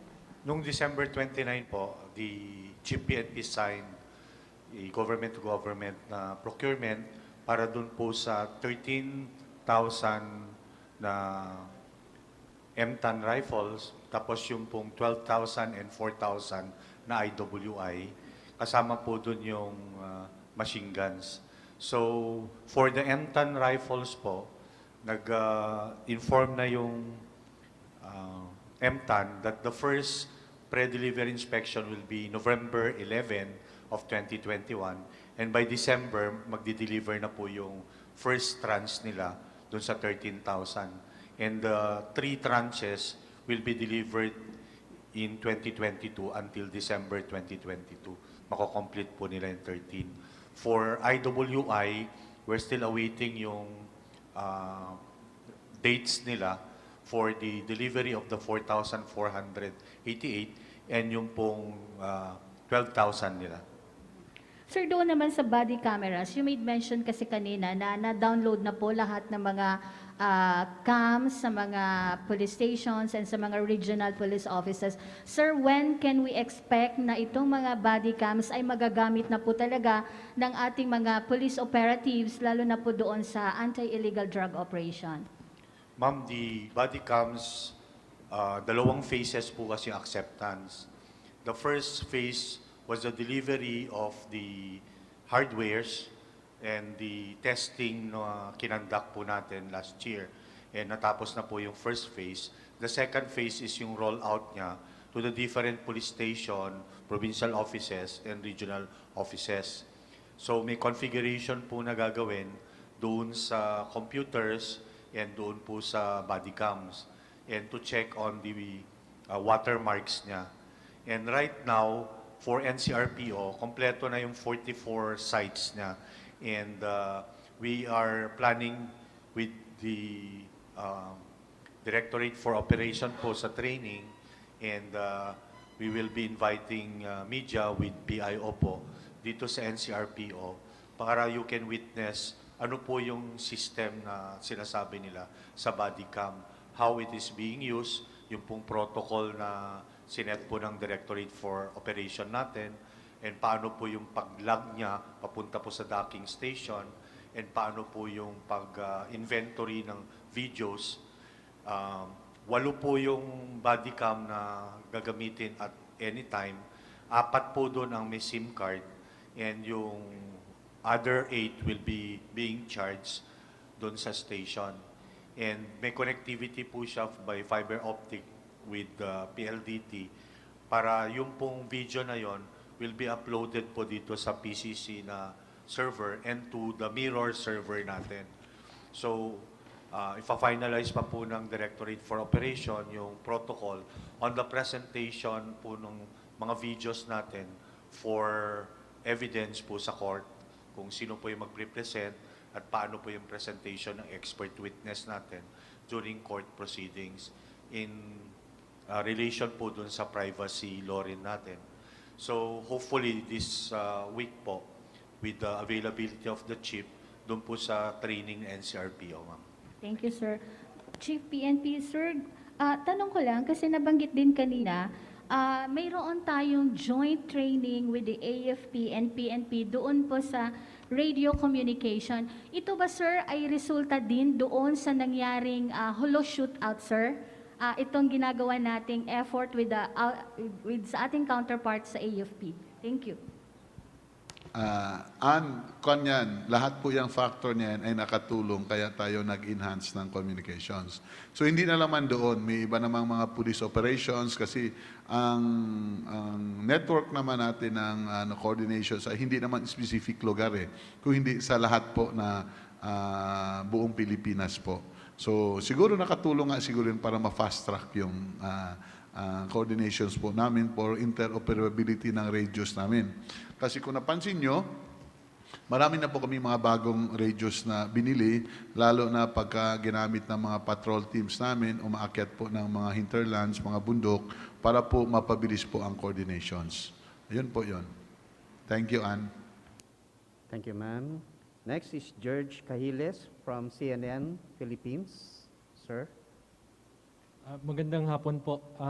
Kay General Sinas po, Sir, number one, may assumption po kasi na yung crime rate ay tumataas kapag bumubukas yung ekonomiya po natin. My question is, reflective po ba dito yung data na nakikita po natin? Is that accurate assumption? And paano po mangyayari, sir, kapag MGCQ na? Are we expecting a possible rise in number of crimes, sir? Thank you. Before I will answer you, the ADM, could you give our assessment? Thank you, sir. With that observation, last year, if we noticed, nagkaroon tayo ng mga GCQs, bumaba talaga yung trend ng crimes natin. Now, that is only an assumption. Of course, we expect that it will rise, but again, our PNP will be addressing this increase of crimes if ever na i-open natin yung MGCQ. In addition, the very purpose that's why we give that assessment, the more we open up the quarantine, the more mag-increase yung crime. Kasi nga, the opportunity is there. So kung kagaya ng ECQ na lahat nasa loob ng bahay, lahat walang gumagala, pati yung mga would-be victims at would-be criminals, so na-limit po talaga. Once we open up already yung quarantine natin from GCQ, so marami na pong authorized lumabas. So we expect na mag-increase po yung mga simple petty crimes po natin, kagaya ng snatching, kaya ng mga simple slashing, ganun. So we expect na mag-increase yon. So based on the data that we have gathered from ECQ tayo noong March up to today. So dahan-dahan po yan. And we have already studied and will implement some of the policies and adjustment on our patrolya, our policing style and investigation para po ma-address po namin yung concern na to. Thank you, Alan. Thank you, sir. Sir, kay General Eleazar po. Sir, it's good that mataas na po yung rate natin ng mga natetest ng mga police. But sir, kailan po natin, well, dahil hindi pa naman po tayo tapos, sir, pero kailan po natin na-expect yung next round ng testing? May schedules na po ba for possible second or third? Kasi tuloy-tuloy naman, sir, yung exposure ng mga police po sa COVID. About the testing? Yes, sir. Yes, tuloy-tuloy yung testing natin. And while it is true na gusto natin that all the members of the Philippine National Police shall be tested, at ngayon 46%, pero maintindihan natin yung mga situation Like for example, dun sa mga malalayong lugar, wala naman talagang hindi mataas ang infection rate nila. At the same time, malayo sila sa molecular laboratory. So, hindi man kailangan na mag-alat tayo ng resources for them on that particular aspect. Unlike here in Metro Manila and other highly urbanized communities na mataas ang infection rate, doon talaga kailangan na magkaroon kayo ng aggressive testing. In fact, as per the guidance of the CPNP, hindi lamang isang beses, kung pwede regularly ay maisagawa yun. So, yun yung ating ginagawang focus sa ngayon. And all the regional directors have been given instruction to coordinate with the concerned agencies and LGUs para makakuha tayo ng slot sa kanila. Kasi ang molecular laboratories natin, like for example, sa dito sa Krame, talagang na-maximize natin at malaking tulong sa amin yon. At magkakaroon na tayo sa Cebu and then sa Davao. Pero syempre, malalayong lugar, hindi man lahat ma-accommodate. Kaya kung merong magandang ex-dilo arrangement tayo, doon sa malalayong lugar na yun, sa mga LGUs and concerned agencies, malaking tulong yun para ma-maximize yung testing natin. Remember na through testing natin malalaman kung meron magka-positive yan at maiwasan natin na magkahawa-hawa. So, tuloy-tuloy yung effort natin na yun. At nakikita naman natin, based on the trend ng ating positivity rates, napakaganda ng ating naging resulta at tuloy-tuloy natin siyang gagawin. Thank you. Thank you. Sir, last na po kay General Sinas, sir. Sir, last week, your other officers, sir, said that they are willing to get vaccinated in public to raise the vaccination confidence of the public, sir. Sir, for the record lang, sir, parehas din po ba yung perspective nyo sa kanila? You're willing to get vaccinated in public, sir. Thank you. Anong perspective yon? Okay. So magpa-test? Yes. Noong ko pa sinabi yan, I will have myself vaccinated kung gusto niyo in public, no problem po. Doon tayo sa Plaza Miranda para mas marami. No problem. We are very willing. This is an assurance to our people, no, na the whole PNP leadership is very willing to take the program of the government. Kasi para sa atin din to, lalo na sa aming mga pulis na expose talaga kami, lalo na pag nag-i-implement, lalo yung mabababa namin. So, yung pinakita kanina ni General Elizar, yung statistics namin ay padami na po ng padami. No? We have already approached to the 70% of our personnel willing to be vaccinated. And tuloy-tuloy pa po yung awareness program namin, dialogue and disseminations. Kaya nga mapansin mo, inaalam din namin kung saang mga office medyo may maraming concerns, yun yung ina-address natin. Okay? So far, and we're very happy na umabot na kami ng 70% of our people willing to be vaccinated. Thank you. Sir, habol ko lang, saan po yung area, sir, na medyo kailangan nating tutukan pa para magkaroon ng tumaas yung percentage na willingness to get vaccinated? I'll give you to our DCA. Bok, do you have? Yes.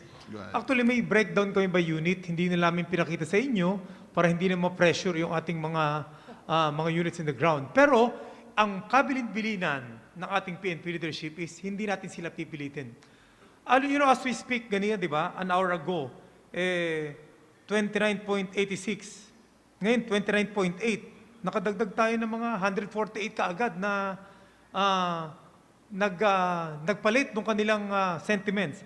10-10 kanina, 65,634. Ngayon, 65,286. Ito, mga 400 or almost 400 mula nung nagsimula tayo ng press con. And, gaya na sinasabi ka natin, because of the info dissemination and awareness program, na mismong sa koda natin, dinidikit natin doon, plus yung effort pa ng ating mga commanders para maipaliwanag sa kanila, maintindihan nila, at on their own volition is magkaroon sila ng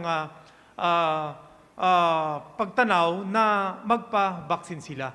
So, well, we can say that sa provinces, sa ating mga probinsya, meron tayong ibang mga regions na minomonitor pa rin. But in general, itong percentage na ito is, since this is the average, halos hindi naman siya nagkakalayo-layo. Dahil every week, nagkakaroon ng meeting ang ASCOT, attended by all the Deputy Regional Director for Administrations, who are the Regional Task Force Commanders. And through their efforts, napaparating sa ating mga kasamahan, itong essence or importance ng pagkakaroon ng bakuna to attain herd immunity. Thank you. Thank you. Sir. Thank you, sir. Next is Mr. Alfred Dallison, People's Journal. Sir.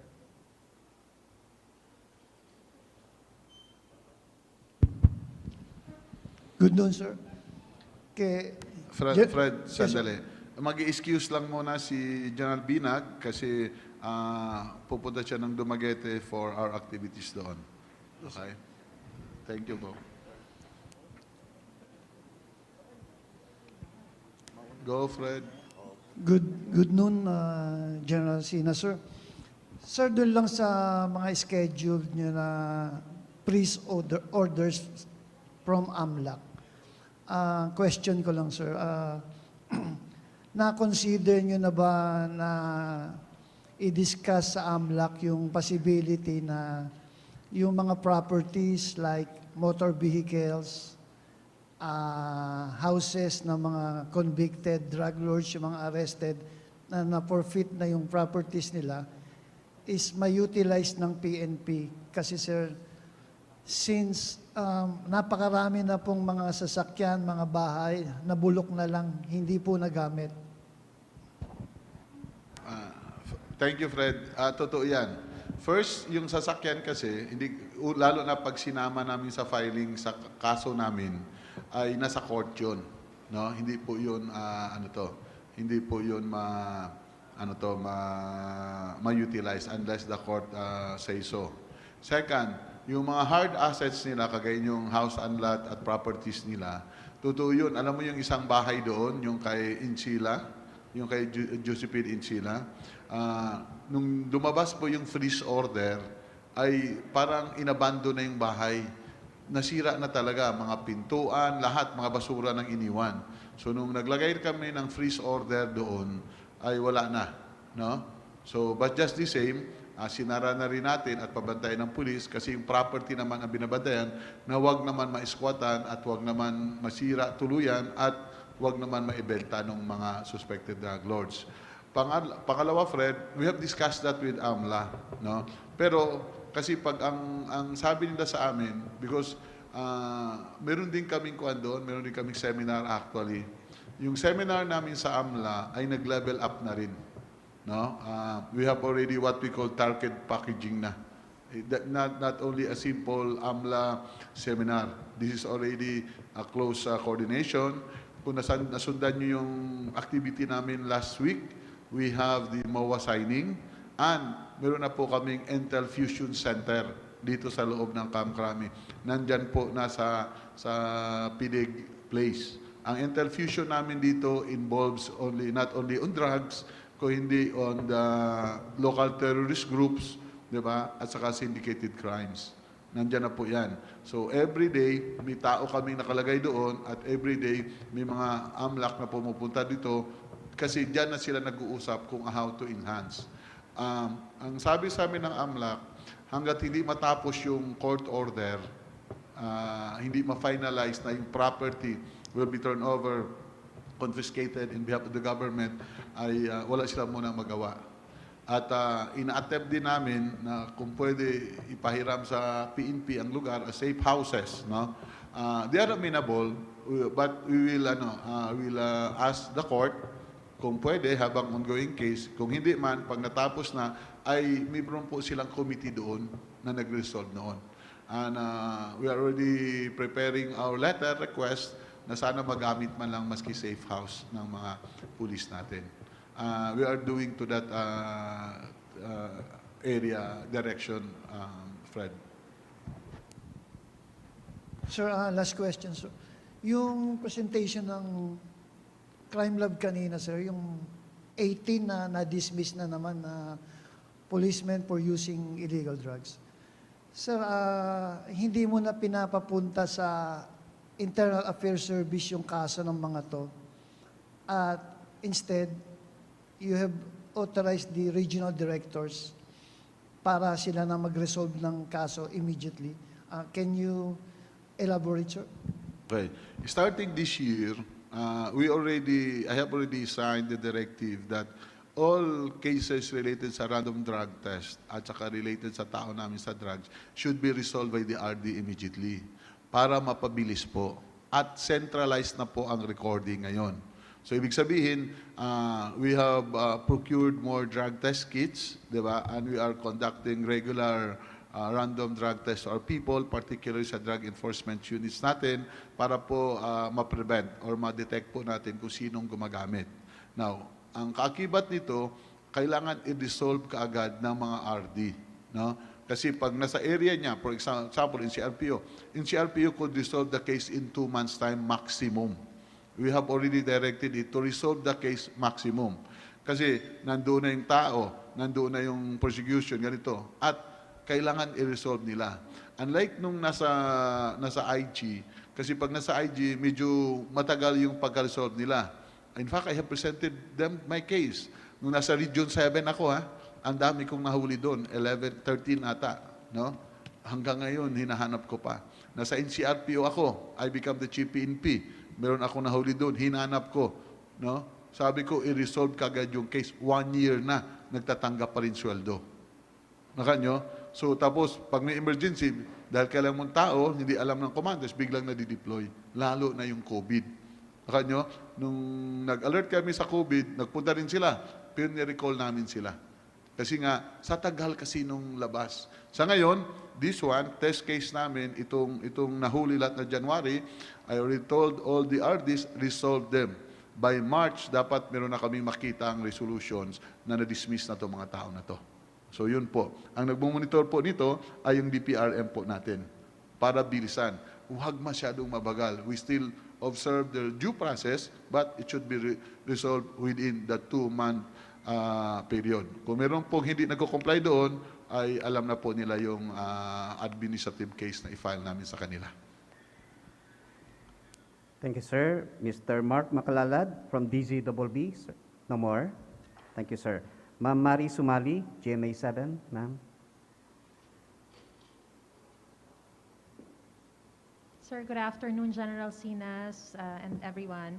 Sir, just going back to the issue on the crime statistics. Generally, there has been a decrease in crimes except for homicide. What other efforts have been made by the Philippine National Police in order to also decrease the incidence of homicide, sir? Could you answer?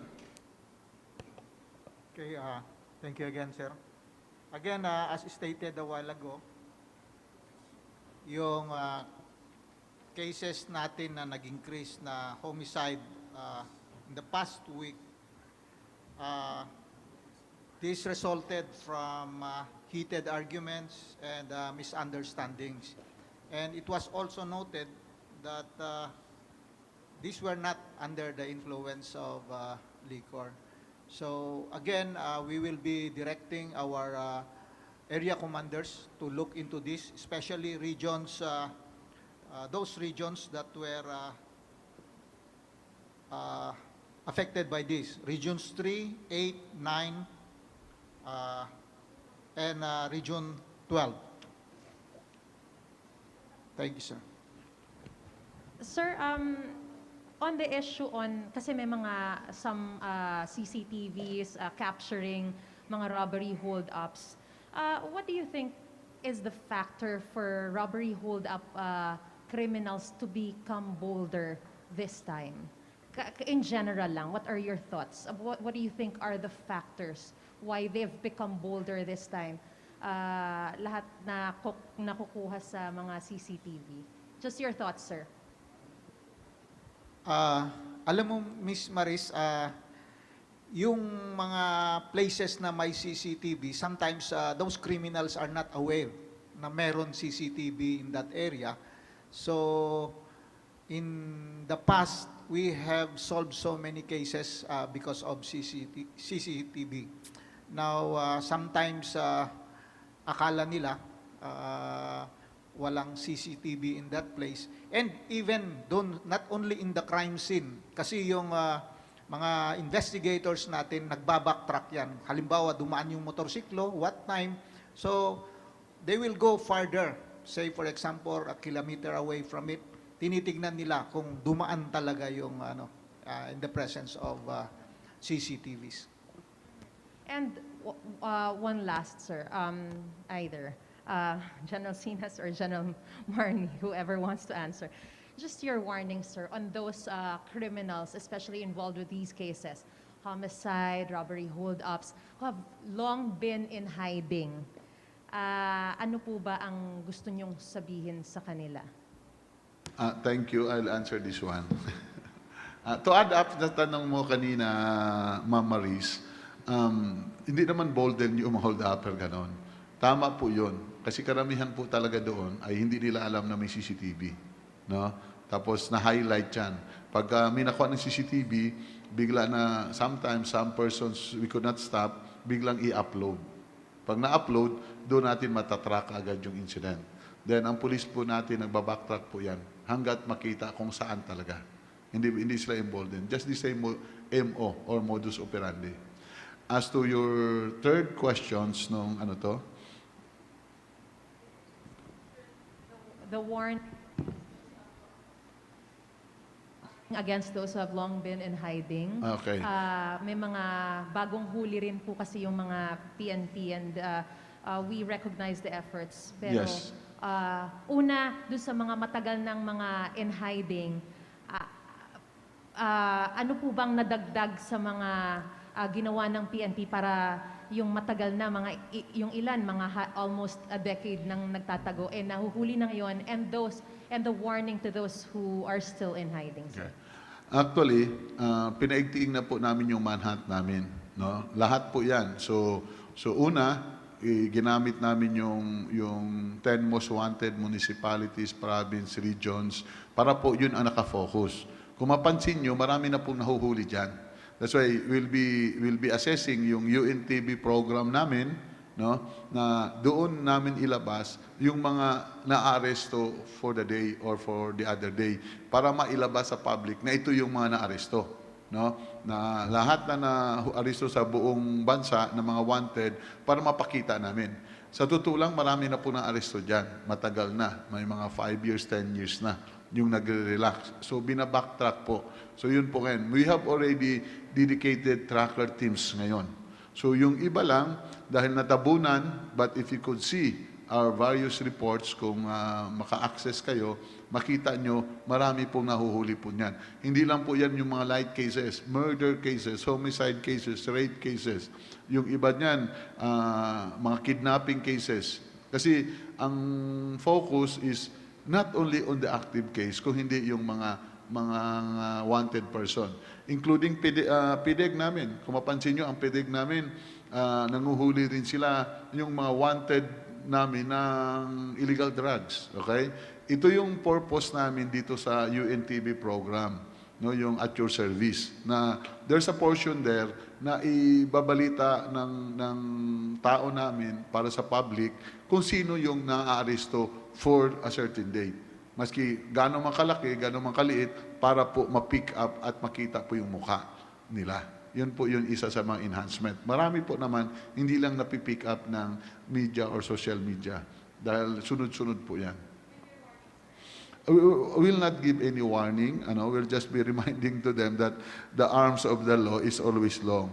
Patience lang po yan. At mas maganda siguro kung mag-surrender na sila para mas mabilis po ang trabaho namin at ang buhay nila. Kasi nga, may mga mitigating circumstances yan pagka nag-surrender ka. No? Pangalawa pa, kung mapansin nyo, yung National Police Clearance namin. Nung in-implement na namin yan fully, yung National Police Clearance namin. As of last year, 55 po ang success story namin na wanted person na nahuli nung kumuha sila ng National Police Clearance. Bakit kamo? Ang National Police Clearance po kasi ay nakakabit po yan sa Warrant Information System database namin, sa crime reporting namin nandyan, sa e-rogues namin nandyan po, at saka sa mga mugshot. So, yung 4 na major databases na to ay nakakonek yung namin National Police Clearance at online yun. So, pag nagre-read yung pangalan mo, ay ina-aristo ko kaagad ng mga kasamahan namin. So, we have 55 arrests because of National Police Clearance. Ito po yung maganda niyan. So, tuloy-tuloy lang po yung pag-implement at pag-aresto natin ng mga wanted persons po natin. To assure the public na we will be safe, lalo na yung mga na-involved sa mga heinous crimes. Thank you, Madam Maris. Thank you, ma'am. Next is Miss Eunice Hilario of Filipino Mirror. Ma'am.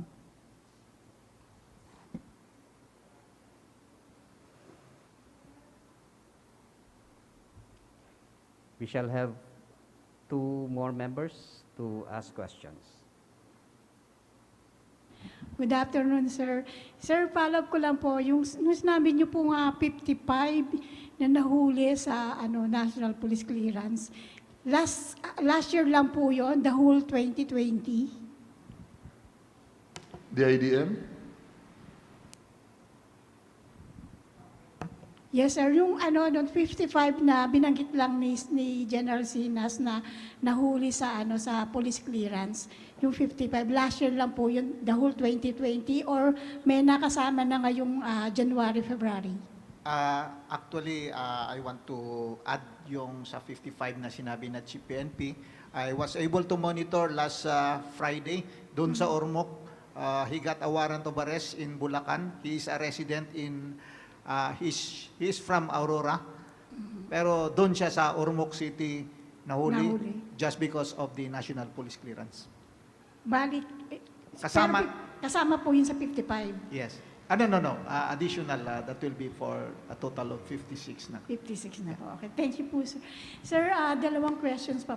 Sir, doon po sa PNP vaccination plan po ninyo, may nabasa po kasi ako na yung mga kadete po sa PNPA, isasama din po ba sila sa deployment?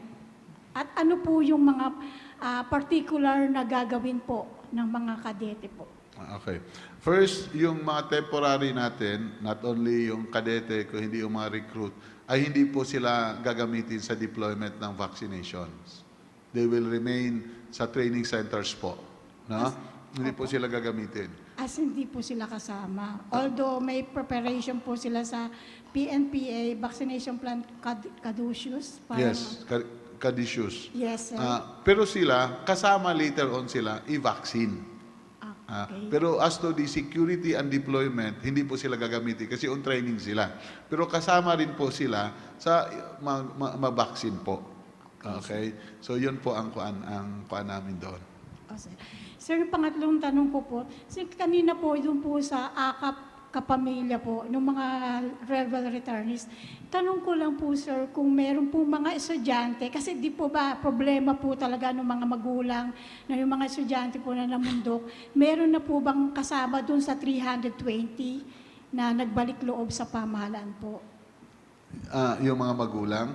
Hindi po, yung mga estudyante po na sumama po dun sa mga NPA, meron po ba sila dun sa 320 na nagbalik loob sa Pro 6 po kanina na presentation? May mga estudyante po ba doon? As of now, walang nakuan. Lahat to ay mga parents, no? Walang kaming na monitor na nag-declare na estudyante sila. Okay? Wala po. Okay, thank you, sir. Thank you. Thank you, ma'am. Next is Christina Maralit, ma'am, from Daily Tribune.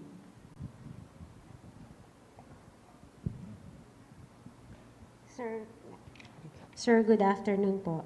Sir, over the weekend po, the Games and Amusements Board Chairman Baha Mitra called on the IATF and law enforcement agencies regarding this basketball vlogger na dumadayo po sila from cities and provinces to conduct 3-on-3 basketball games na may pustahan po. And ano po kaya ang pwedeng gawin ng PNP regarding this? Kasi una po, they promote their activities online. And second, nakakabiyahe po sila, nakakalusot po sa mga checkpoints. Kahit po unauthorized po yung biyahe nila. We'll talk to you na lang mamaya to get the further details. Okay, sir. I could not answer you without other facts, but could I request, Marnie, could you talk to her para makita natin? Because I could not give you the comment. Una-una, kung naglalaro yan sila ng basketball, actually ang basketball hindi pa authorized. Yes, sir. Second, Under amateurs, sir. Second is, kung APOR siya, authorized person outside residence, which is I presume siya, hindi naman po niya ginugo, lalo na pagkumpleto siya ng mga papel. As to the games, that remains to be determined. wala pa po naman kaming nakitang na-receive na reports tungkol dyan. Maybe after the conference, General Marnie Marcos will talk to you to get the details at kung saan po natin ma-access online. Diba? Para ma-check natin because yung sa online naman is within the shop of the IDM, ma'am. Noted, sir. Thank you. Thank you, ma'am. Finally, the question coming from Sunstar's third Ann Malonzo, ma'am. Sir, good afternoon. Sir, yung sa Dumaguete lang, balikan ko lang. So, sa Dumaguete, sir, Yes. yung dalawang i-freeze nyo, isang resort na malaki, isang bahay. Pareho ba, sir, nakapangalan to kay Charlie Duhay Lungsod Fortuna? Okay. Yung kay Charlie Duhay Lungsod, doon yun sa Mandawi. Yung sa Dumaguete ay another property ng drug lord na si Rustico Igot. Yung property ni Rustico Igot is not only in Cebu City at saka sa Consolacion, kung hindi doon din sa Negros.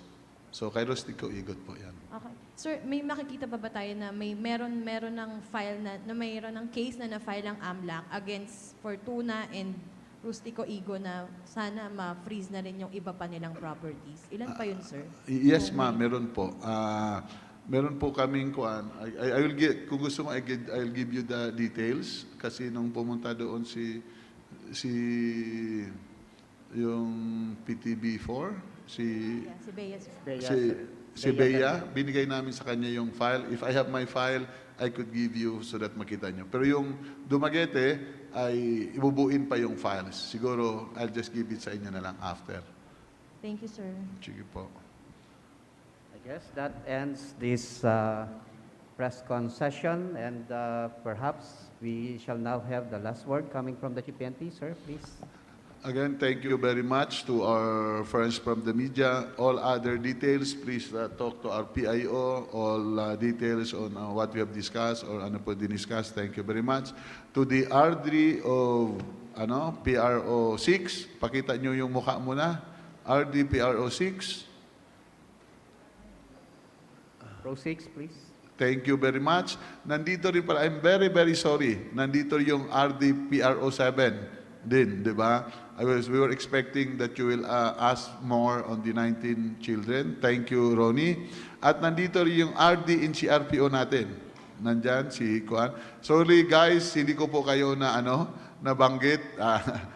Lapse of my judgment. Pasensya na kayo. At nandito rin yung District Director po ng INPD. No? Si Leo Francisco. Sorry, hindi ko talaga kuhan sa kanila na nung nakita ko lang sa video, ganito.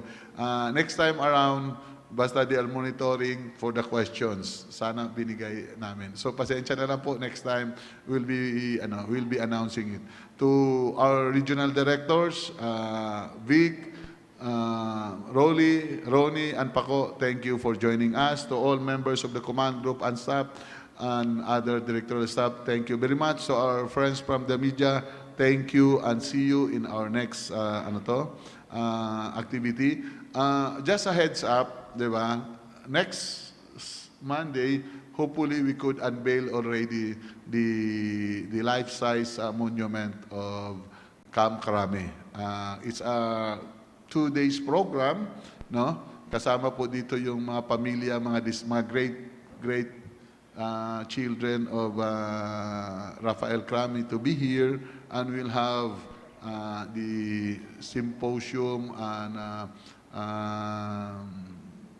presentations on the background of Camp Crame.